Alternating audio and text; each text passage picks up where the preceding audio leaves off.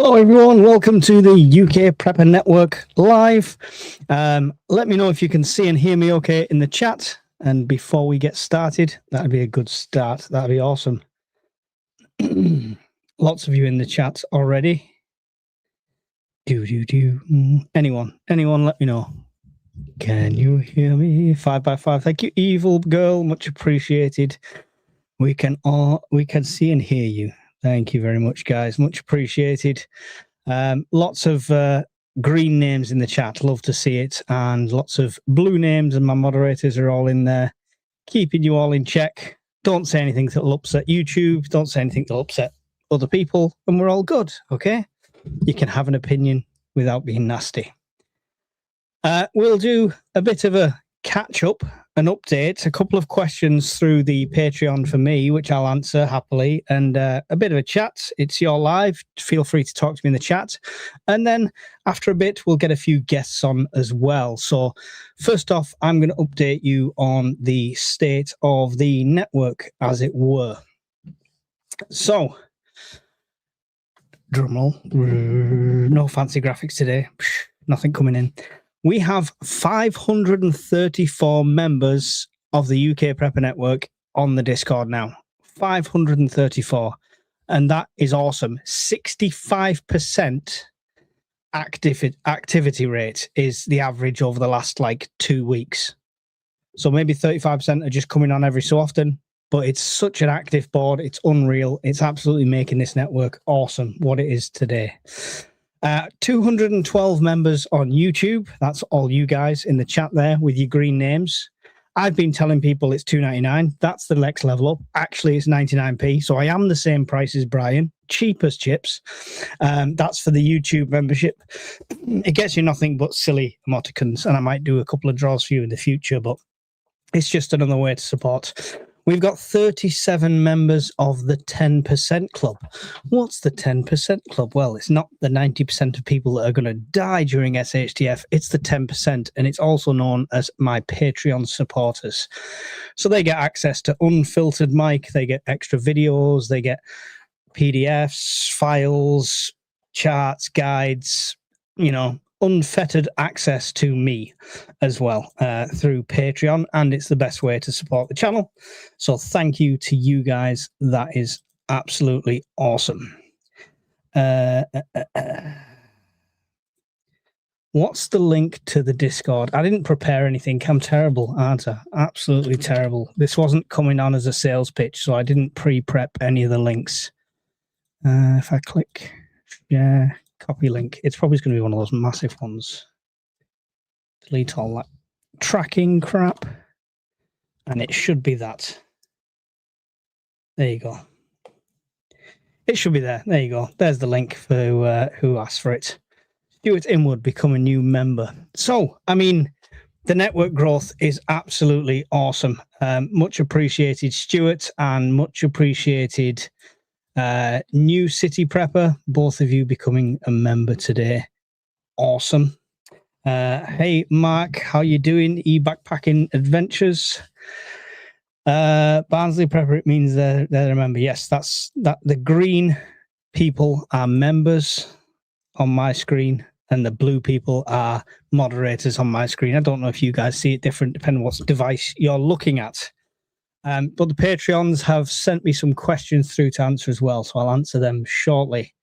Try not to ramble and bamble too much, but it is what it is. I will catch up with the chat shortly. So an update on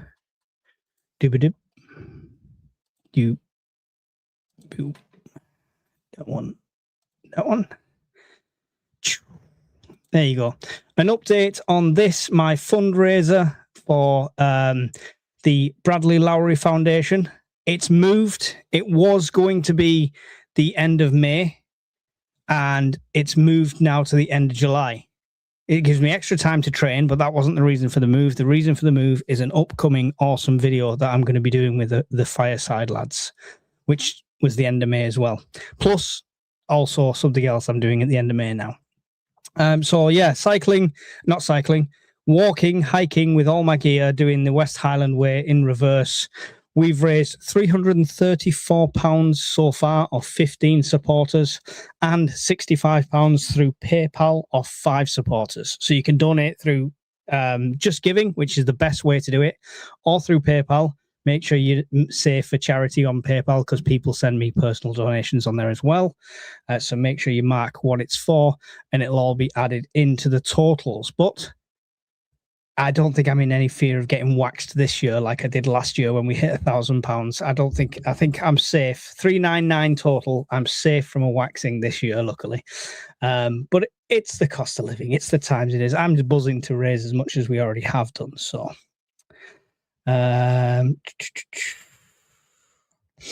pre-ordered 4-color upgrade kit to my Elga Good Centaur 3D printer. I have no idea what you've just said, Indy Scott. That just confuddled me completely. Wow,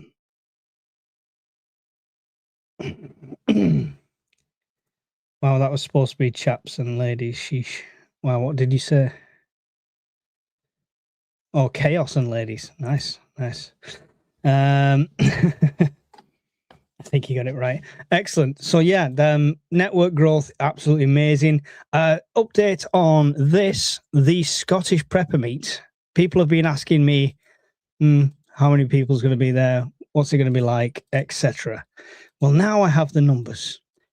46 pitches have been sold for the Scottish Prepper Meet. 46 pitches. Some pitches have up to 4 or 5 people on there.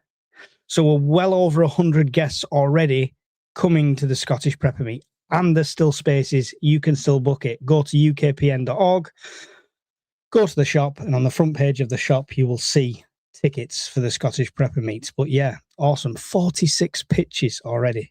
That's superb. So can't wait for that one. It's going to be huge. It's going to be huge. But before that, I am now... Let me get the dates up before I start chatting rubbish. Sorry, all of this should be pre-prepared, obviously. If you are going to the Bushcraft Show, the 22nd of May to the 25th of May, I will be there on the Saturday and the Sunday doing talks and getting involved in the Prepper Zone within the Bushcraft Show 2026. It's not the cheapest of shows to come and visit, but apparently it's very well worth it. And if you are going, please come and seek me out. I'm going to be there. And so is our good friend, Roger Rogue Combat. He's going to be down there. We're going to have Tom there, the Prepared Pathfinder, and loads of other awesome people down in the prepper area at the Bushcraft Show. So I'll be at the Bushcraft Show. I'm going to be there the Saturday and the Sunday, which will be the 23rd, 24th, I believe. So yeah, looking forward to that. Hopefully we have the weather for it. How many pitches left? Unknown. I'll let you know.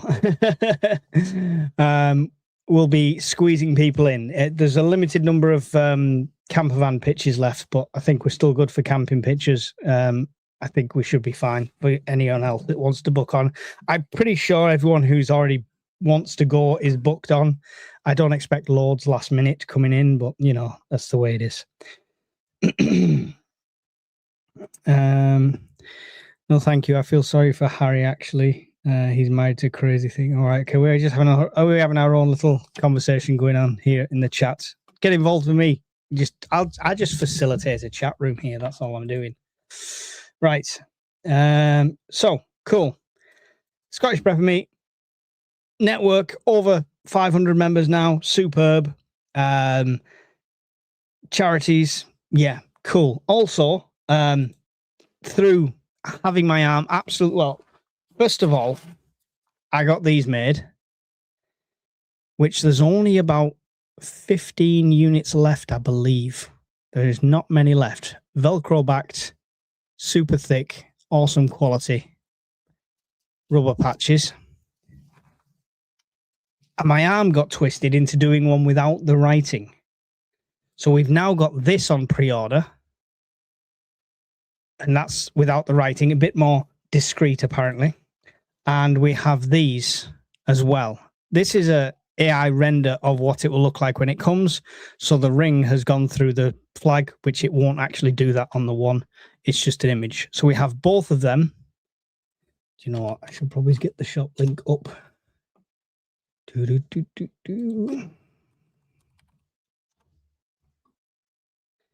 If I put that search in, it'll come up. I'll put this link in, and it's the top 3 products on there. Got mine today, really good quality. Background, what background? Have you got background noise? What can you hear? Background noise. I booked on where the specific pictures for campers. Yes, there was. Just send me an email, bud, just so I can write you on the camper list if that's what you're bringing. Or if you're happy for a camper to just go into the camping field, that's entirely up to you. But I think they've got better hard-standing ones for certain campers.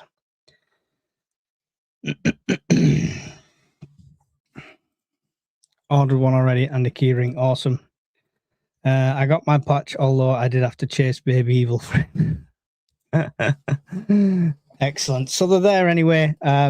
Loads of options on there for you. These are available now, the ones with the writing on. You know, like me, if you're proud to be a prepper and don't mind the writing, they're available now. As soon as you order, they'll get posted out. The others are on pre-order, but we've hit the pre-order benchmark. I've already put it through to the manufacturers, and they've started making them already. So we're all good there. Are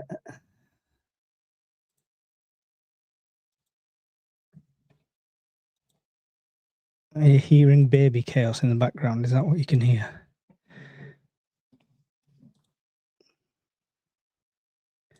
Two minutes.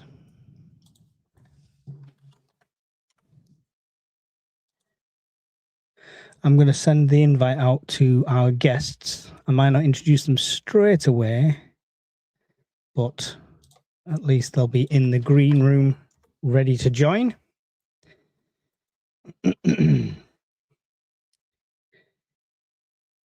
Yeah, no worries. If you've got a camper, just give me a shout. We'll sort it out.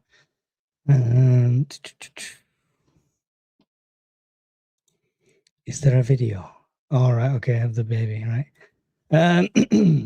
Thank you, Little Red Hen. They were trying to get me to keep the king and Camilla. Ooh, no, thank you. I'd keep the prince if you all want to take his crazy wife. Long live Queen Elizabeth. Oh, no, bless. She'd be turning his grave at sausage fingers. Yes, thank you very much. Thank you. Much appreciated. Anyone that's giving. The best ways to give is to the charity. Don't forget the Bradley Lowry Foundation. If you want to give something, please use the Just Giving links in most of my videos, and I will get it posted on here as well as using my PayPal as an option. You can donate to there as well, because that's the best thing. If we can get our money to the families that really need it, that would be even better. Okay, let's get these questions done before our guests come in. So I asked my Patreons, all 37 of you, if you'd like a question that I can answer. It could be simple prepping questions, could be anything like that. And we got 5 responses, so won't bore you for too long.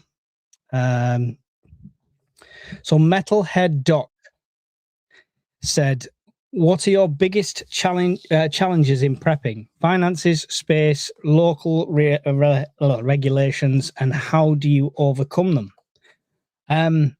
All of the above. All of the above. Space has always been an issue because I have a large family. So there's a lot of my videos are based around clever ways to store your preps and stuff like that. And I've probably not done one for a while. They're old videos, so we'll do some more recent ones soon. So space has always been an issue.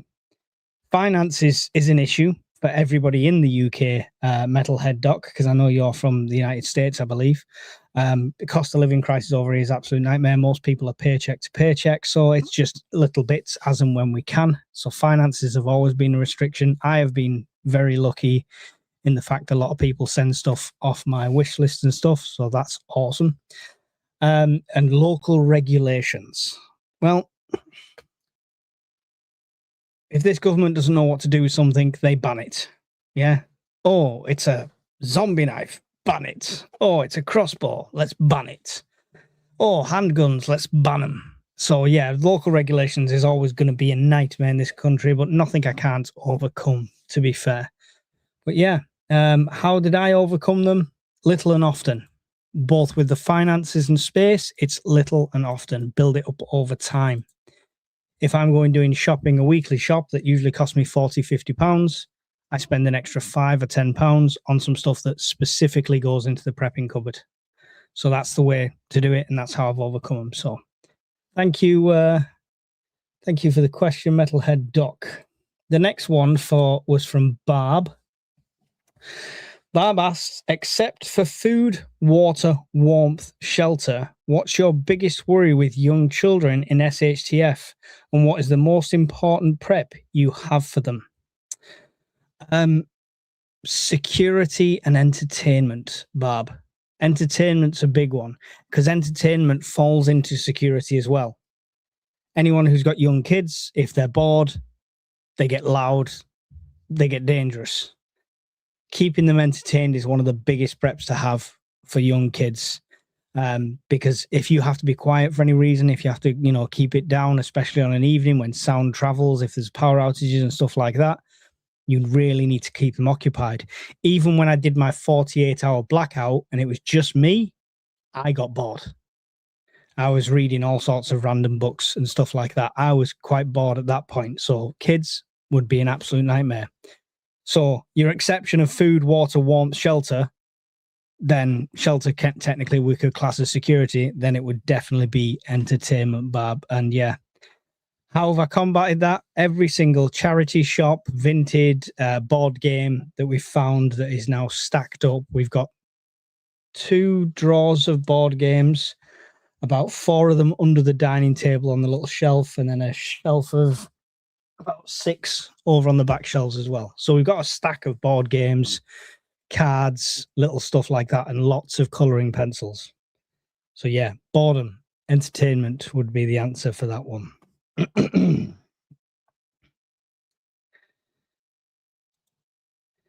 Zombie knives and guns should be banned in this country, UK. Why? Super Lily, zombie knives. The most knife crime is done with kitchen knives and machetes, not zombie knives. And guns are regulated, so I'm not sure. I'd like the reasons really more than just ban them. I'm surprised the UK government hasn't banned baked beans yet for the methane.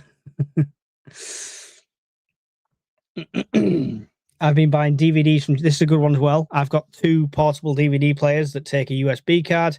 And yeah, I've been to the charity shops and got loads of DVDs and stuff as well. Cool. Right, let me get through these last questions because we've got guests waiting in the wings. Polonium said, what has been the most rewarding or memorable moment since you started the channel? Ooh.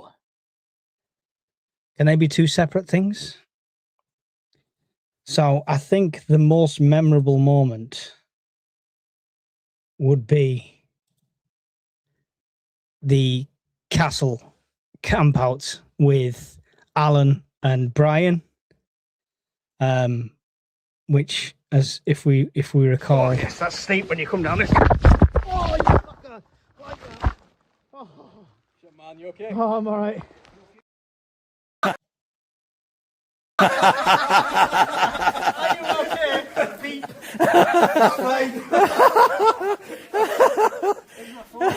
As soon as Mike said he was fine, mine's and Alan's cameras went on.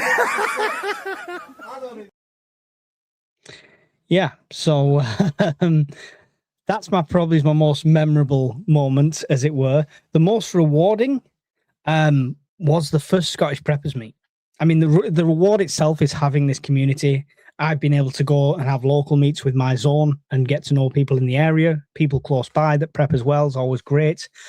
But the most rewarding thing was doing the last Scottish Prepper meet and it being successful, despite horrendous weather. despite a lower turnout because of the weather. It was still a great time, great success as far as I'm concerned. And we hosted the first live podcast from a prepper meet. So we did that. Absolutely awesome. Thanks to JP. So that was the most rewarding and the most memorable, was falling down the castle steps and spending a night on an island with Alan and Brian. Thank you, Polonium. Carl Celtic says, where is your preferred / dream area of the UK to bug out to if you had enough notice of impending SHTF? Technically, my bug out location is Scotland, near her family and stuff like that. I don't think I have an ideal location.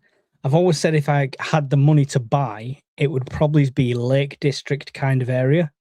It's that happy zone between nuclear threats, and it's still remote enough in some areas to not be got. I love Wales as well. Wales is an absolute beautiful country. Some places I used to live in northern Wales, but yeah, probably I'd have to say the Lake District, because that's where I'd be looking at if I could buy houses. Last question was from Yick Prepper, but it's about chargers. So we'll wait to see if Brian comes on, because I believe he should be coming on. I did send guests at 9 o'clock, but it's probably going to be earlier because we're through the questions now.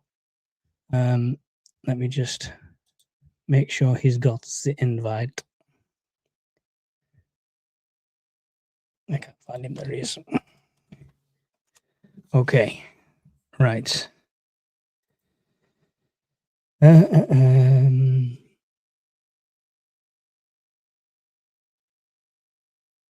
Right. Let's get our guest in, then I'll catch up on your chat.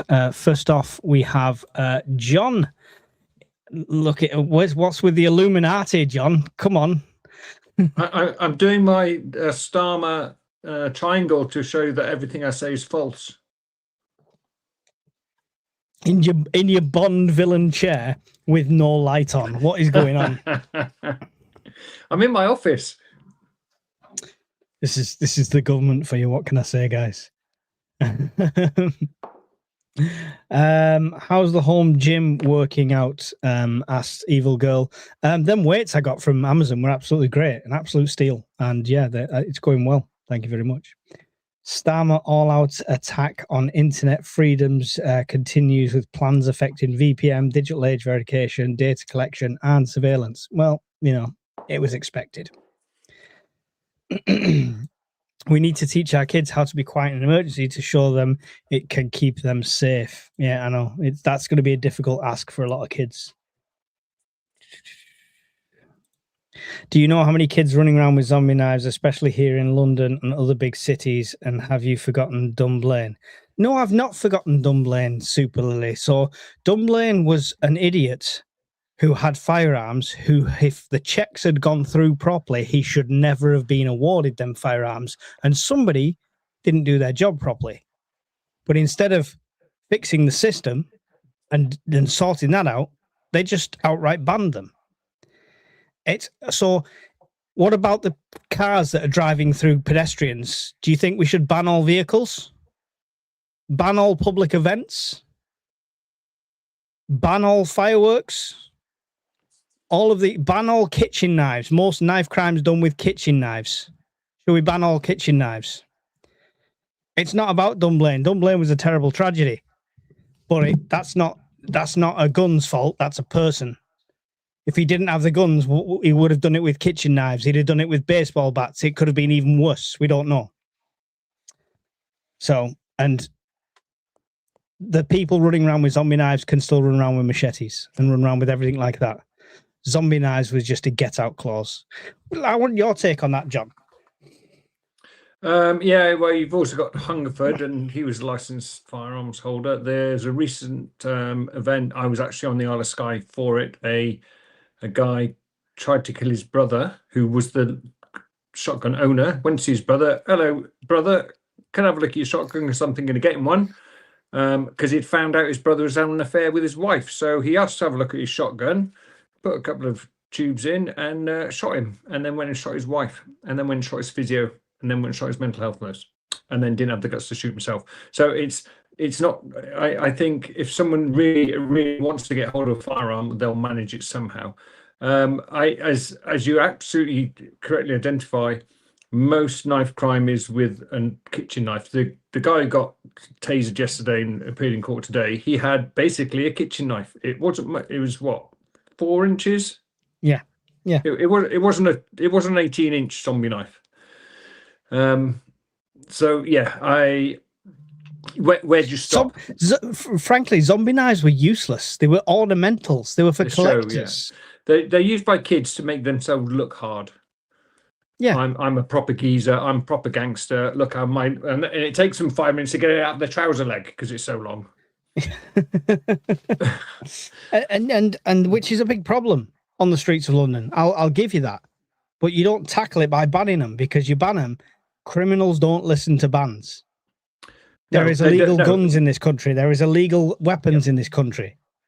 Who gets punished for a ban? They're used to operating outside of the law, so they don't care if they're breaking the law. It's almost part of the MO. Street cred. It's part of the street cred, right? I mean, the only people get punished in bans are law-abiding citizens. It's as simple as that. So yeah, I mean, I'd love you to, if you want to come on, have a chat with me on a proper podcast at some point, and we can argue back and forth on it. That'd be great. I'm open to everyone's opinion. You have enough money to buy. You have enough money to buy either land or a fully kitted out military grade bug out vehicle. Which do you buy? Land. All day long. Because if I have the land, I shouldn't need the bug out vehicle. Easy answer for me. Looks like you're on Mastermind, John. Thank you. I'm doing my best. John, you need a white cat to go with that setup. It's in the post. It's in. I need a hat. Yeah, the local inspector signed his referral in Number Lane. Yeah. And I think they were mates, weren't they? Yeah, something like that. Precisely. If you go down that line of thinking, power tools, garden tools should be banned. There are no checks for buying stuff like that. A car is a weapon in the wrong hands. Also, someone who really knows what they're doing with a knife, you'd never see it coming. I mean, that's tragic. I lost a 14-year-old nephew to a zombie knife, so it's a bad point for me. I mean, which is a tragedy, and I'm really sorry for your loss there. But banning a zombie knife would not stop that, because the types of people that are using them for things like that don't listen to the laws. And you've banned a zombie knife because it's got a hole in the blade and it looks fancy. Yeah, I could show you 3 different machetes now that I have that you can buy that are still this long, that are perfectly legal to own. Axes, hatchets, all swords, all these things are still legal. The ban doesn't solve it. Them cracking down on bloody crime and the perpetrators is what needs to happen, I'm afraid. I would arm all the police, to be fair, more so than they already are. Is John prepping for a general knowledge round on Mastermind? Oh, I'd nail it. Someone else said, all John needs a white cat. I've been expecting you, Mr. Prepper. Butter knife can be an offensive weapon, but only for Irish butter.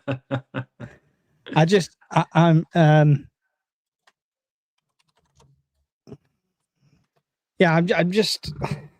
not a fan of the answer being banning things. It feels like a cheap get out by governments.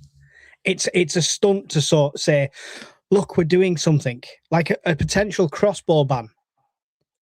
More people have been killed purposely with multiple other things than crossbows. It's a very, very rare occurrence that a crossbow is used as an offensive weapon like that. But we'll ban them because there's been one case and it's been in the media, and then it'll look like we're doing something to protect everyone.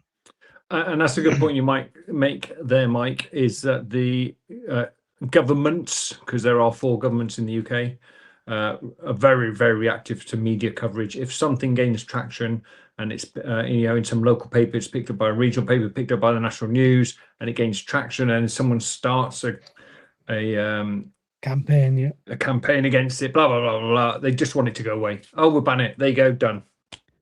Yeah. And like I said, the only thing ban affects is law-abiding citizens. It's the only people it affects. Yeah. I have no doubt that some people still have World War weapons in their house from World War II because they've never gone for an amnesty. Why should they if it's just hidden away? So I'm sure that they're about there. I don't know who or when or how, but I bet they are.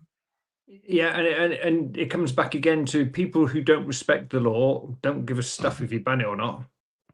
No, that's that. I mean, it's yeah. If anything, most of these bans just affect people. I mean, okay. Is the best solution, John, to be like the States with concealed and open carry laws? Or is the best solution complete ban on firearms? Or is there a happy medium in the middle? Because I quite like Ration Nerd's rationale when he came on saying, because of concealed carry, there's less road rage incidents and stuff like that, and physical attacks and on nights out and stuff like this, because and there's less likely a terrorist can run amok with a pair of knives running through the streets of somewhere like Texas, because every citizen could take them down. I'm a fan of that. The only thing that the bans stop is law-abiding citizens looking after themselves. What do you think, and what's the happy medium? So my own experience of handling and firing weapons is the more training you have, the more comfortable you are with the weapon, the more you are aware of the law surrounding the weapon. We used to carry in the military something called the white card, which was different in every theatre. So in Northern Ireland, if someone was throwing a petrol bomb, or in the act of lighting a petrol bomb, you could shoot them dead. That was the law on the white card. In Iraq, it was different. So education and training are key. I can see the point of view of if everyone's armed, there's less likely to be a showdown, but then any idiot can have a firearm. Well, no, because you've just got to keep on top of the stringent checks, right? But any history of mental illness, rubber stamped off. We do it now. I think our laws in place for shotguns right now are very good. They are, but they're not in America. That's what I'm trying to say, is that anyone can conceal carry in America with the basic of checks. And if they don't, they just get one off the black market because they're swimming with weapons. The other side of the coin is just completely de-weaponize the entire country, including the police. I can see both sides of the argument, to be honest. I'm right in the middle. I think if someone has proper training and the proper due diligence is done, there's no reason why they shouldn't own and use a weapon. I don't think the UK population is ready for concealed carry. I don't think it ever will be. No, it's too much of a dramatic change. Question from Julie: how do I become a member, as I would like to be entered into the Blue Yeti draw, as it hasn't been done already? There is no Blue Yeti draw on this channel. But you've won it. Talk about getting mixed up. It's this idiot that's giving away a Blue Yeti. Hi guys. Sorry, I've been busy tonight. It's all right. To be in with a chance of winning the Blue Yeti, you've got to go over to Scottish Prepper 73 and join his channel membership. 99 will arrange for you to win the same price as mine, but I'm not giving away a Blue Yeti. Here. It's there. There you go. I've been too busy this week. I intended to do the draw on Saturday. I've laid it out the box to do the review. To finish off the review for these cameras, so I'm really sorry I've no time. Julie, you've still got time, so go and join Brian's channel now and you can be entered in with it. Which is a segue. If you join my Patreon, as well as being part of the 10% that's going to survive all the SHTF, of course, and the best way to support the channel, this month the giveaway is your option of prizes: either £100 voucher to spend at thebugout.co.uk, or a mystery box provided by Lee from the bugout.co.uk. So if you're a fan of mystery box, it'll be equivalent value, still £100 mystery box, probably is more than £100 known Lee, or £100 voucher for you to spend on what you want at the Bugout store. That's what we're giving away to our Patreon member, one of our lucky Patreon members this month. So that should be cool. Brian, there was a question on my Patreon that I have no idea about. It was from Yik Prepper. Does Blue Yeti Charger 1 or the new Charger 2 have a place in prepping? Oh. For God's sake, it's power bank related. I think it's like a car charger type thing. Yeah, it's basically a fancy battery to battery. It depends on whether they're going to be driving. And if you're going to be driving enough to charge it. So, to put it in perspective, if you plug in the shitty 12 volt cigarette lighter ones, it'd be about 6 or 7 hours before you actually got your power bank charged up, an average 1 kilowatt hour power bank. That'll do it in about an hour to 2 hours, depending on the size of the power bank. So, yes, it's worth having, but if you're traveling from point A to point B, leaving your car idling for an hour or 2 hours to charge up a power bank is generally a bad idea. It won't do the cat any good for a start. So bear that in mind. And the price of fuel by the time. Well, rather than buying that, what they might want to think about buying is, I did a video on it a couple of months ago, the little EV charging adapters. So you'll get that for 33 quid as opposed to a couple £100 for the battery to battery they're talking about. So it's like 30 odd quid. You can go to any car charger that takes the Type 2 socket, plug it in there and just pay, like 55 pence per kilowatt hour to charge it. And it'll be done in less than an hour, 2 hour, depending on the size of power bank. Cool. I got a solar panel question for you, Brian. Oh, yes. Genuine question. I got 4 100-watt solar panels for my F3. And when I don't plug it in and the sun's out, is it damaging the panels in the long term? No, not at all. Because there's nowhere for the current to go. There's no circuit. So it's not going to make any difference. On that point, if the sun's out, generally plugging them in and taking them out while the panel's exposed is a bad call, because you'll get a slight amount of arcing and pitting. So whilst there's going to be current flowing, you'll not be quick enough to stop to put it in before the current starts to flow. So at the point of contact, it will jump slightly and arc slightly, and over time you'll end up with a loose socket, which will become a hot socket, which will become a melted socket. So if you're going to connect up your solar panels, either do it when they're shut over or covered up, or when it's dark. Failing that, install a switch, a DC to DC isolator. Yep. Okay. Thank you very much. Excellent.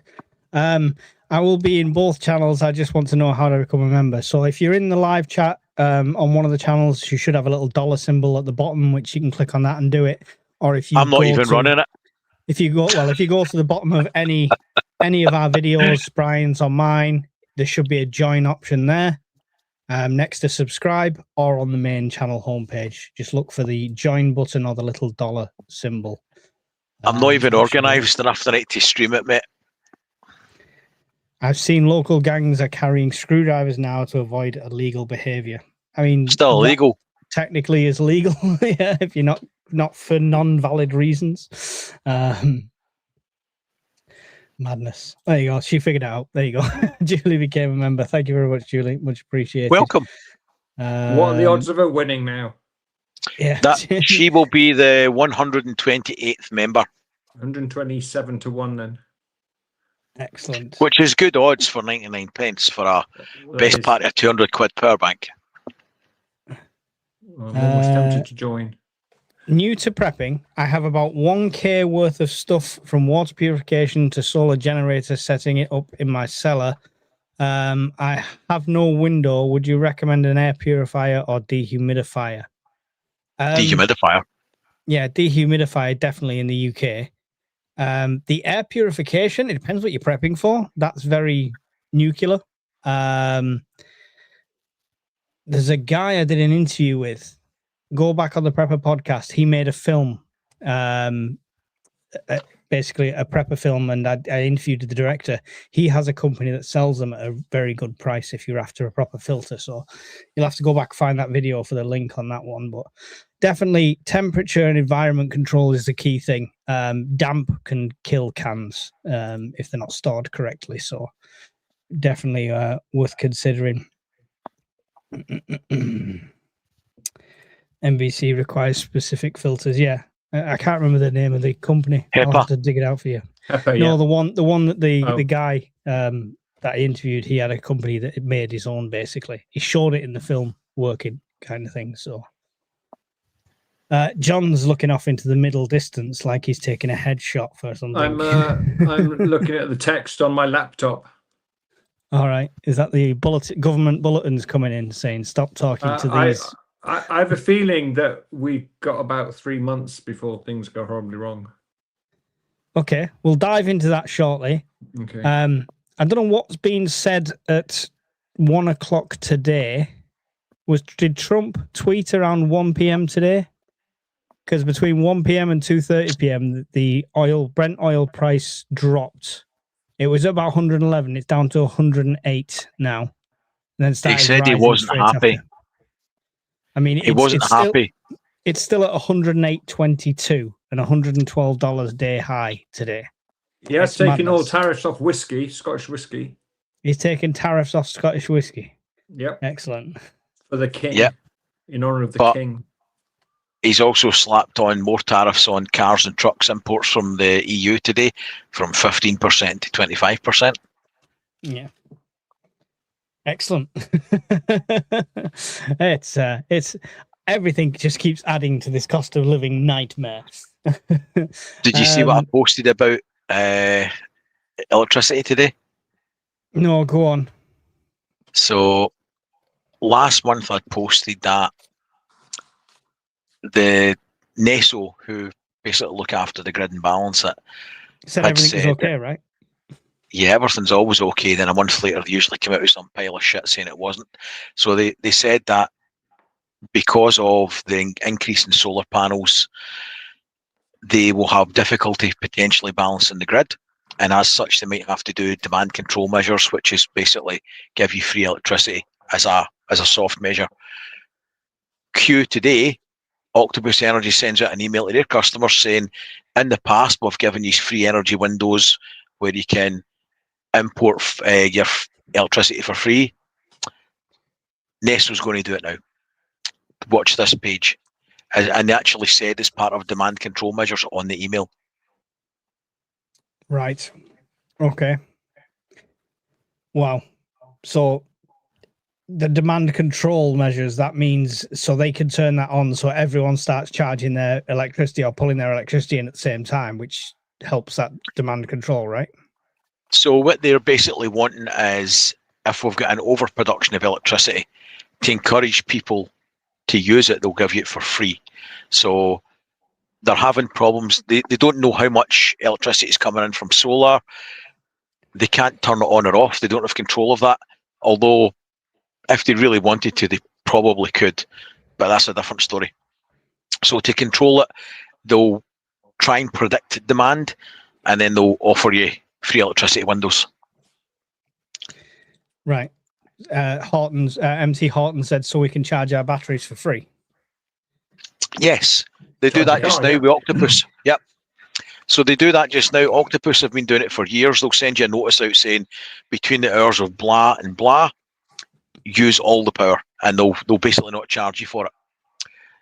Now they've stated today that NESO are going to be doing the same thing basically, and they'll keep you posted, and actually said as part of demand control measures. Nobody does that publicly. How does that work on my fixed amount electricity bill? It works. I don't know. If you're with a smart, then it's easier. I've not got a smart meter. I don't think you can do it, mate. I refuse the smart meters. Don't know I how like smart that was. I like dumb meters. Yeah, you'll all laugh when they decide to turn all your electric off via the smart meters. Crack on, it'll not make fuck all difference to me. I know, yeah, it won't matter to you.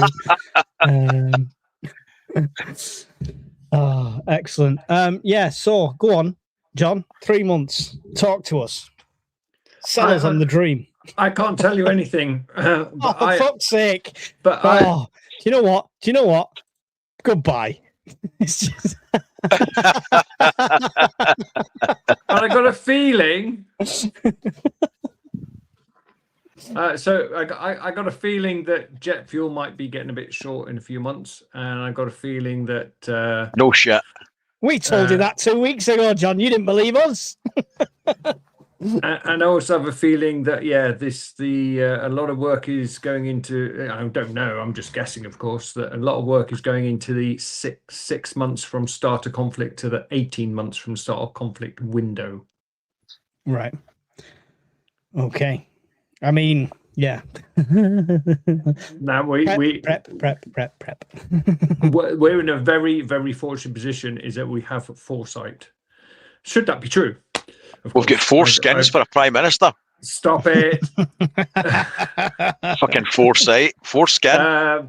Yeah. So I mean, this is the prepper's dream. Is that it's coming. It's not happening overnight. You don't wake up and there's a mushroom cloud in the sky. You got about 3 months warning. If you believe what you're hearing, there's no guarantees. I believe if they tell us 3 months, I expect 1. If they tell us a year, I expect 3 months. But the thing is, it doesn't ever feel like it's going to be the kaboom. Now we've gone from prepping to SHTF. It feels like the slow burn to me. The last few months has been the absolute worst when it comes to cost of living, as far as I'm concerned. With rent, my council tax has gone up, my energy bills have gone up. Food's the worst. I literally looked at the dates the other day and thought, oh, don't worry, only 25 more days till payday. It doesn't matter that there's £6.50 in my account. How come you've got so much? I know, yeah. Show off. It's the YouTube millions. Barnsley Prepper, I'm apolitical. I'm a civil servant. I work for the current government, whether that is Conservative, Labour, Scottish National Party, Welsh Lib, Dems, whatever. I'm a civil servant. Yeah, there you go. So I just from what I'm picking up, the chatter, yeah, it's if it continues, if it finishes, it's going to tomorrow, continue. There's no end. There's no end in sight. He actually came out today and said he's not happy with them. He's not getting the right message. It's too confused. They don't know who they're dealing with. Well, no shit. You killed everybody, right? So when you shoot all the leaders, who do you talk to turn off the war? Good luck with that. Boy. Yeah. So when you're getting confused messages, what do you expect? So and then the next breath. Sorry, go on. Sorry to interrupt. And the next breath he said, "We might have to just blow them all up." What the fuck? The IRGC has tightened its grip on the clerics. So the clerics always just had a grip of the IRGC. It's actually gone the other way now. So if anything, they've got more militant as a result of the war. Yeah, things just getting worse and worse and worse. And also, if Iran are just saying, "What, you're blockading us?" Well, you've effectively done that for 30 years with your punitive sanctions. So you just crack on, Mr. Putin. No change here. Yeah, we've expected that though. I said that when he first said about blockade. I said they will happily sit in a hole filled with their own shit for 90 days, 180 days, whatever they need to do. And as soon as you're gone, they'll crawl back out and they'll be back. I think, like I've said for the last couple of months, they are hedging their bets, hoping it's going to be over. They don't want to commit political suicide. Fear warmers and a shaky peg as it is. I think they're just going to go lastminute.com and go, yeah, well, everything's kind of fucked. Here's what we're going to do. and that will give nobody any time to prepare. That's pretty much what I think is going to happen now. Yeah. I mean, yeah, I can't see us suddenly getting the nation very resilient and stuff like that. Brian, did you see my Super El Nino video? I did. It's very good. It's very interesting because we know, like, my step from just being brought up with a pantry full of food by that generation, my step into like prepping was caused by doing research into CMEs and stuff like that, and the likelihoods of it and the types of people talking about it. None of them are a 1 in 4 chance. And that's what we've got for this. At least at the most a 1 in 4 chance. Then some people are saying it's guaranteed. That's massive for this grid down scenario. Yeah. I mean, yeah, and you've got two choices. Sorry. Before we get to winter, what does 40 degrees of heat and no wind do for our energy supplies through summer? Obviously, we're using less, but is there a risk there? But are you using less? Because people will be turning on fans in their office. They might not be turning heating on, but you'll have most modern office blocks will have air conditioning. Yeah. So you'll be drawing power for that. Large factories, to keep their employees in, will hire in large fans, right? There'll be fans blasting away. In amongst that, you'll have a potential overproduction of solar, right? And it might be volatile because solar panels don't like extreme heat. You get less production. In amongst that, it'll affect the tension on the HT lines and the pylons. In amongst that, you could have brownouts, premature maintenance failures. Electronics don't like extreme heat either. So take your pick. And if you've got an El Nino summer, guess what follows that? Yeah, the winter. The last El Nino event was kind of like the Beast from the East, which we remember that. That was an horrendous winter. I got stuck in a Weatherspoons. It was terrible. It's hard times being stuck in a Weatherspoons because you can't get any transport. You'll end up with scurvy, mate, because there's no fucking green food to eat. There's no nutrition. Caution, may contain nutrition. Of course there's nutrition. They serve Guinness. What's wrong with you? What's also, I think, important is for a fridge, every single fridge in the UK, supermarket, domestic, industrial, to keep it at 4 degrees, it's normally contending with 18 to 20, 22. It's going to be trying to keep something at 4 degrees in 40 degree heat. So it's going to use a lot more power. Every single fridge, every single freezer, anything with a condenser on it. And also a lot of industrial machinery is temperature sensitive. So it needs to be kept at a constant temperature, constant humidity. So yeah, if anything, it could be worse. We've had summers like this worldwide that's melted the tarmac in India on the roads. It's melted the tarmac on the roads, and it's been like driving through liquid. The rail lines in the UK have buckled in recent history. And we're talking about El Nino summers and El Nino, and this Super El Nino is like an extreme step up from that kind of thing. There'll be some poor wee ginger guy in Glasgow, weighs about 8 stone, and he'll be in tears when he hears this. He'll just sizzle like a sausage when he walks out the door. It just spontaneous combust. I did the horrible thing that I tell our viewers not to do. I sent myself down a rabbit hole and the fear sort of thing, and I'm sat now, I'm making plans of how to prep for this and try to figure out what I need to do different. I don't have aircon. I don't have that kind of humidity control in here and stuff like that. So I'm trying to figure out how to prepare for this on a budget as well. But then I thought about like what we've already said about the grid and this switch over to renewables, which is an absolute sham. And then the oil shortages on top of that and the war. And we already thought that winter was going to be these blackouts.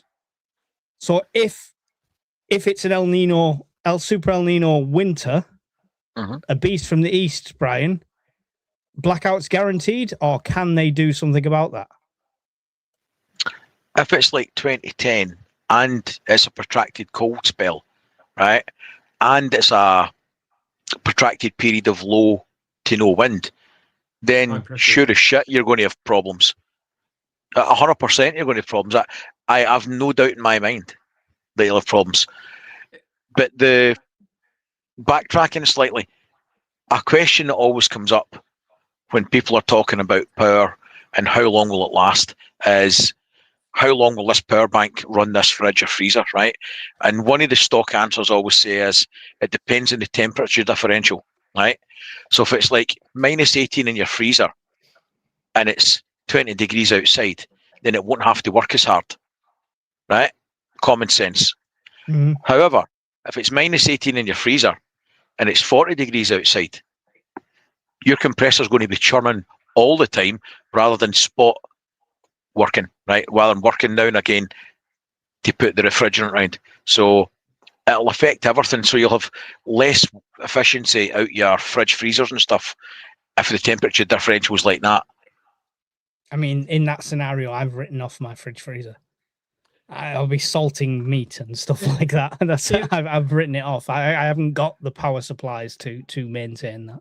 John? It would actually be interesting to see what the spec of your fridge freezer is, because it might be out of operating temperature range 40 degrees. It might be calibrated to, -5 plus 35. Ah, interesting.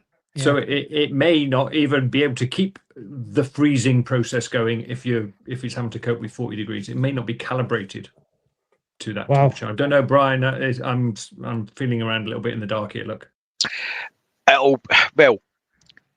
It'll work as hard as it can, but ultimately it can only do what it can do. You'll maybe find it won't just not work, right? That won't happen unless, I'll qualify that, unless it's a pretty fucked fridge freezer anyway, and the increasing demands put on it causes a failure of the pump unit, right, and the compressor. However, what you tend to find in that situation is it'll just be running constantly the compressor, and it'll become less efficient because it can't cope with the temperature differential.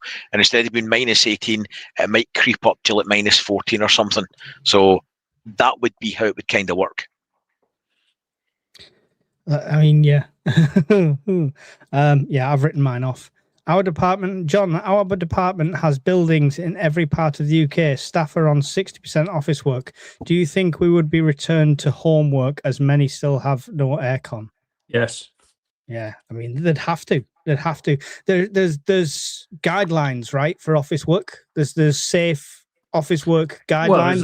Well, there's a health and safety, health and safety work act. Yeah. What I can't remember what the temperatures are on that. If anyone knows. There's also interestingly. Sorry, on you go, John. Is that just guidance, not law? Were you going to say, Brian? No, I was going to say there's figures on how cold it can be, but there's nothing for too hot. Isn't it? Interesting. So if we had a super El Nino, the government would, and this is all open source, the government would activate what they call the Beat the Heat campaign. Very rarely used in the UK, but they do have one. You can look it up on the internet. Beat the Heat, where they give you loads of advice about what to do, how to stay cool. Interesting point is a normal fan is more dangerous if the temperature is more than 35 degrees. Then it is beneficial. So if the air temperature is 35 degrees, don't use a normal fan for cooling. It will dehydrate you quicker and kill you. They don't say that in the guidance, but that's what they're trying to imply. But yeah, there are measures already in place that are yet to be published or very rarely published that says that if there's a risk to life, a red warning for heat is issued, that they will. Oh, here we go. Beat the heat, staying safe in hot weather. Yeah, so they will encourage you to work from home. Yeah, actions on, keep out of the sun at the hottest time of day between 11 and 3. If you're going to do physical activity, sorry, go on. Yeah, a lot of this stuff is what we would do anyway, but yeah, it's worth going through for the audience. If you're doing physical activity, for example, exercise, walk a dog, plan to do these during times of the day when it's cooler, such as the morning and evening. Keep your home cool by closing windows and curtains in rooms that face the sun. If you go outside, cover up with suitable clothing, drink plenty of fluids, and limit your alcohol intake.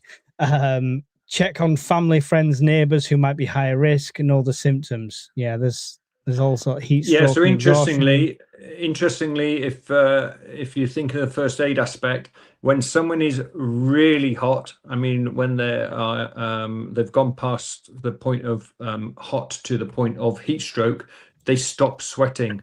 That's a really, really important symptom for someone who's got heat stroke is that they won't sweat. Their skin will be red and really hot, but there'll be the absence of sweat should be that's like go to the hospital. Don't mess about trying to cool them down or put bloody towels on their ankles or anything. If someone is so hot that they stop sweating, get them to the hospital. Good to know. Good to know. Then sit for 10 hours in a hot waiting room, hoping somebody puts a Yeah. Thanks, Brian. a tube Not up your helping. asshole with some fluids. Not helping, Brian. We're going to be on a rocky road until at least September 2027. Well, if it is a super El Nino, it almost increases the year after. So that's what we're expecting this year. 2026 is what all the science and the predictions are predicting, which means if it's hot as F this year and it's cold as F this year, then 2027 it's going to be worse and worse. So yeah, that's interesting. It could be beyond. We could be looking at 2028 before we get back to. Sounds like a good time to buy a holiday home.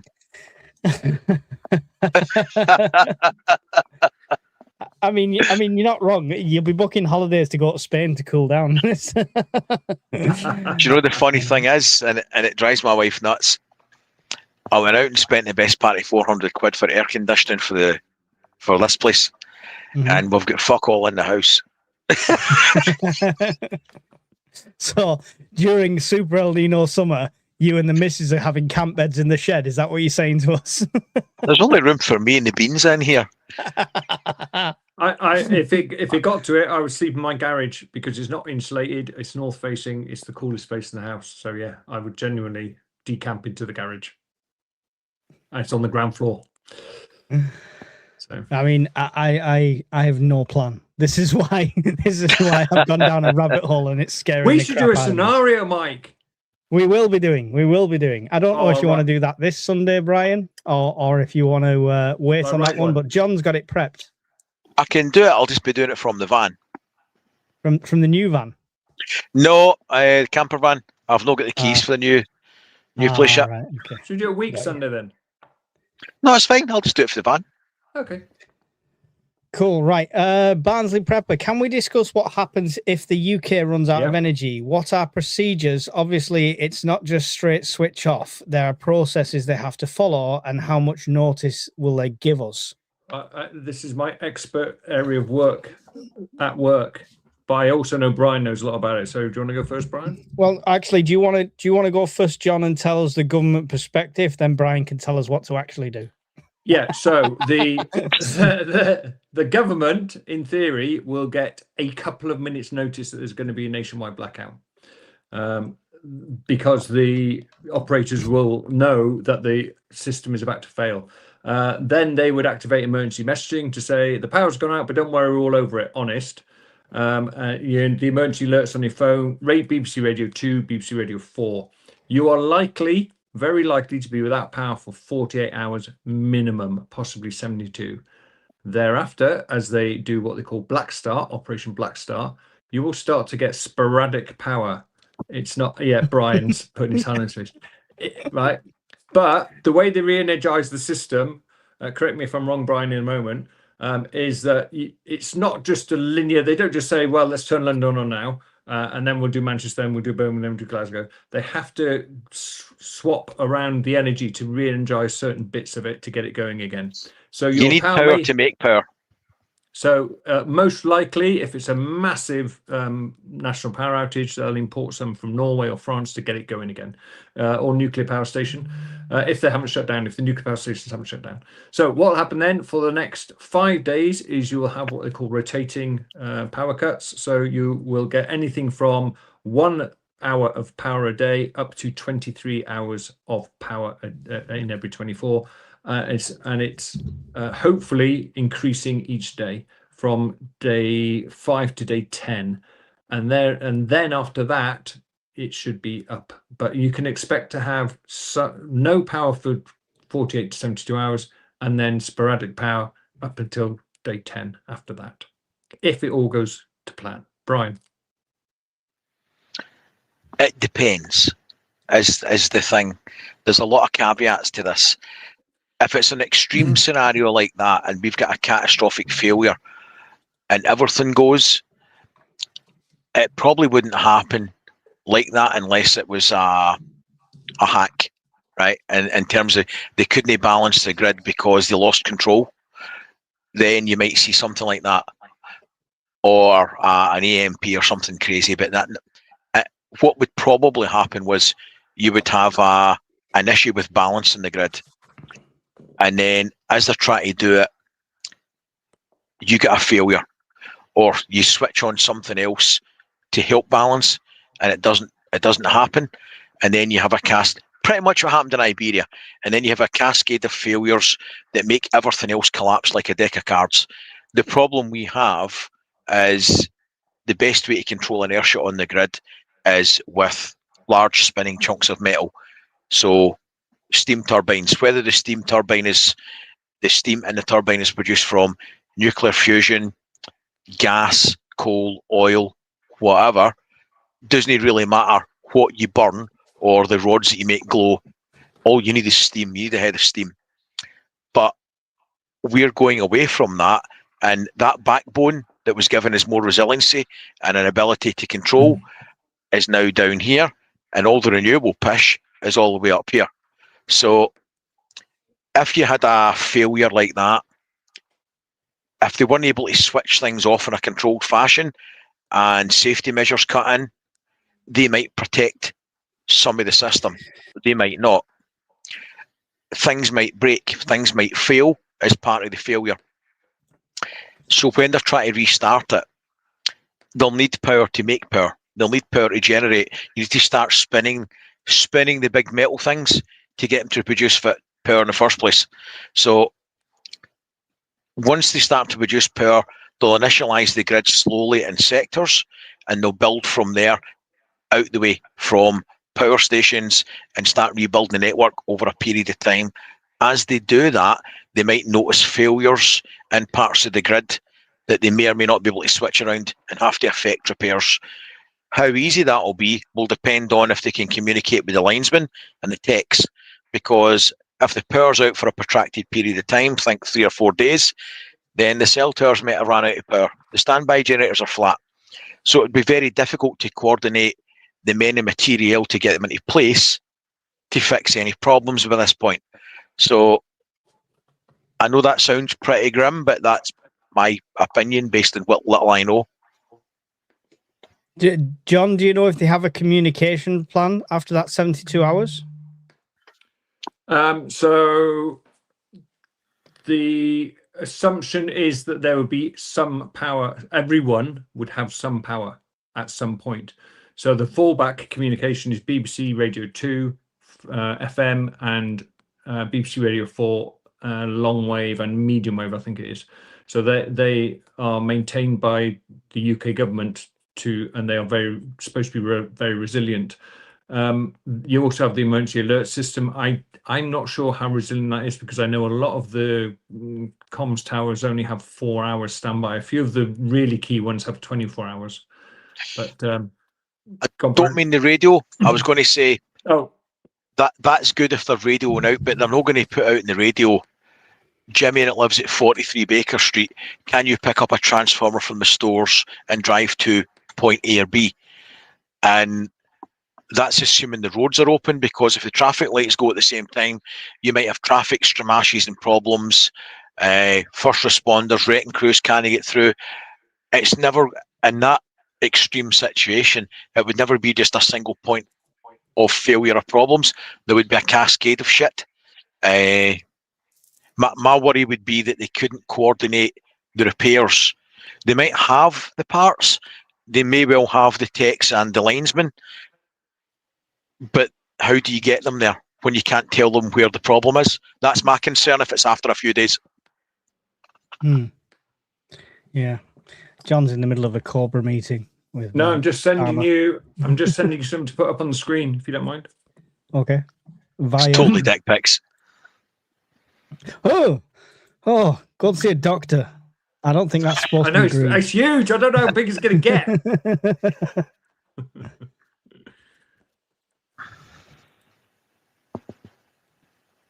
Where are you sending it me? I've sent it. Where? Oh, to your UK Gmail email account. Okay. Yeah, email. Yeah. we'll just talk amongst ourselves. Well, while you're talking amongst yourselves, here you go. What would cause a complete blackout? Right. So, just as a general bit of information, the UK in the winter generally comes between 2 and 3% of having a blackout anyway. So the margins are very tight, and the UK government spends a lot of time and effort getting assurance from the DNOs that we are not going to have a blackout, but it is tight every year. What could cause a blackout? The last partial blackout in the UK was a combination of things: that wasn't the image you wanted to share, no? No, it wasn't. No, who was he? I haven't even got I sunglasses. thought that on. was you. I got hair on my head. I'm not wearing a suit, and I'm not smoking.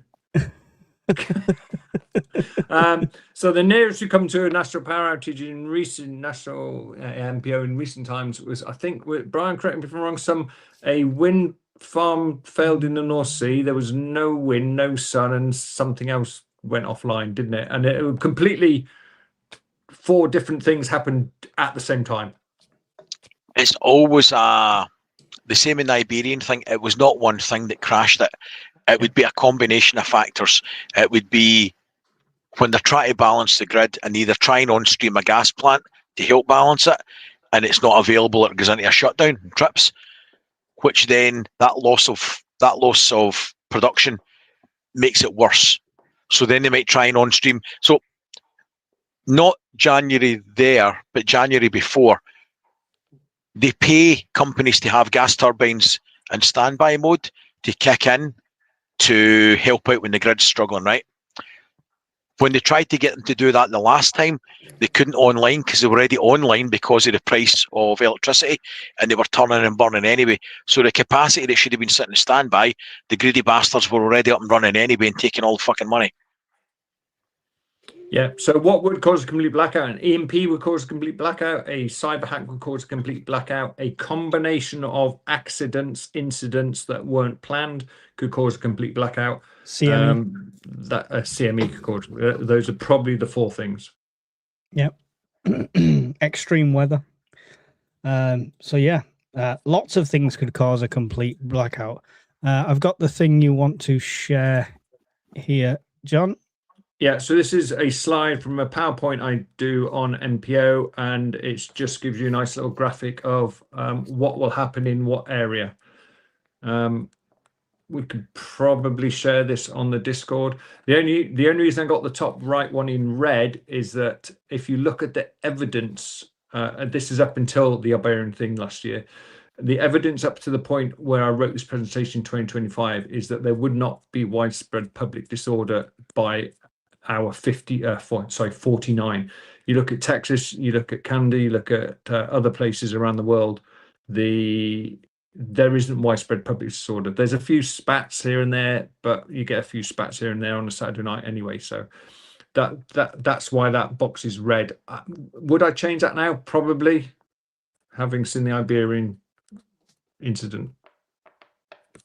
There you go. But yeah. Interesting. So I assume the areas there are residential, commercial, road transport network, hospitals, and financial systems. So there's 4 main priorities of government. 1 is reaction to a major incident. 2 is continuity of government. 3 is money in, and 4 is money out. So they've got to keep getting money in to pay all the unemployment benefits, PIP, universal credit, pension, winter fuel allowance, whatever you call it. So the 4 main functions of government, that's why that's there, because they have to keep the financial system going. Excellent. Well, yeah, we'll get that on the Discord so people can study that a bit further. So Thank you for that. That's really appreciated. We're still getting more images being sent through. If you'd like to send any information, send it to ukurbanprepper@gmail.com.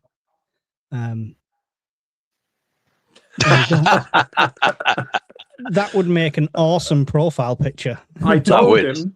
I'm going to screenshot that. I'll send you the image. It's on Discord. I told them not to use that. Irritate, put it on the public chat on Discord. So there you go. You spoil me with the amount of effort you're putting into this. I'm really not worth it. That's brilliant. Superb. That's good. Moderators are clearly off the ball because this is clearly a bannable comment saying stuff like that this. is- yeah. It's totally legit. No, it's not. We are not streaming to Brian's channel today. Take your filthy Pepsi mouth somewhere else. Hackers already using AI tools to find holes in energy and vital infrastructure for weaknesses. Yep, and we are spending just as much trying to defend it off. So a few minutes notice, then a need to survive for at least 2 days and hope it comes back on. Does this have foundations in why the government prepare scheme is you need a few days of supplies? Is it based around this scenario? Partly, but also with the best will in the world, it doesn't matter how efficient your government is, even the Japanese and Chinese, it would take 2 days to get military aid to the civil community, what they call a MACA, to any area of Britain. So, I mean, if you live in, northwest Scotland, it's probably going to take 5 days with the best will in the world. You just can't move things, people, machines that quickly. The Americans, the FEMA have a slogan, the first 72 is on you, first 72 hours. We're not coming. They've just admitted it. But UK governments, successive governments, would never admit that you're going to be on your own for 48 hours, maybe 72, if it went horribly wrong. There is a zone map for outages already out there. I've seen it, says Andy Pandy. Question from Sharon Jameson. You mentioned the alert system. My partner keeps getting the alert tests a couple of times a week. I think there's an error there. Yeah, I think there's something wrong with his phone. Yeah, that sounds like his phone's rereading the same alert because the tests are usually announced and it's a one-time hit. And they normally give you plenty of notice and they tell you the exact time it's going to happen on the exact date. Yeah, and still nearly crash your car when it screams in your ear. Question, is our national grid use AI and automatic contingencies to counter potential blackouts, or is it all manual process? So the TNCC Centre, or the Transmission Network Control Centre, is a big place in Navanby in Lincolnshire. And think like Dr. Evil with the big screens and stuff on it. They monitor, I think it's like 7,000 kilometers of lines and like 300-400 substations on us real time. And with the best will in the world, a person can't do the switching that quickly to correct problems. They will monitor, and I would imagine there'll be computer control, but they will monitor the situation and intervene as and when required. But there's too much going on for person or persons to do all the switching that's required. And the days of manual switching and stuff is long since gone anyway. Although they still do send somebody out on occasion to get the old pole in and move shit. The Eagle switch. It's in Navanby. I've never been, but I've seen pictures of it. If you look up TNCC Control Centre. And SSEN, I know, has their own centre down in Plymouth or Portsmouth, and that does security as well. So they've got motion sensors, tremor sensors, all sorts of electronic sensors, tens of thousands of sensors all around their network, trying to pick up issues. Scottish Power have got one about 6 miles from me that way. And they've got a semi-sunken bunker up there as well, allegedly, that nobody knows about. Allegedly. Apart from the 226 people now watching this. Will electric cars suffer from the temp gets too high, batteries getting too hot, etc.? Good question. Yeah, it's very good question. It's an interesting one because I did find I had my electric car long enough to have it through winter and summer. And in summer, it was much more efficient. It's definitely much more efficient. You get more range in the summer, but I'm not sure about too hot. The wiggly things vibrate quicker in the summer. Yeah. Well, technical terms. Well, they work in California. They work in California, which regularly gets mid-30s, high 30s, doesn't it? Mm-hmm. So I suppose that'd be okay. I suppose it'd be okay. be ready to bail out. That's our scientific answer. We think they'll be okay. You don't. Good to You see you shouldn't be guys have scared. Walter White as a special guest tonight. Says Ah. Andy. The Bombardier. Oh, I haven't got any champagne to toast you with, Bombardier. I think it's a different Andy. Oh, is it? No, that's the Bombardier. No, Is it? Oh, I'm going to see the comment.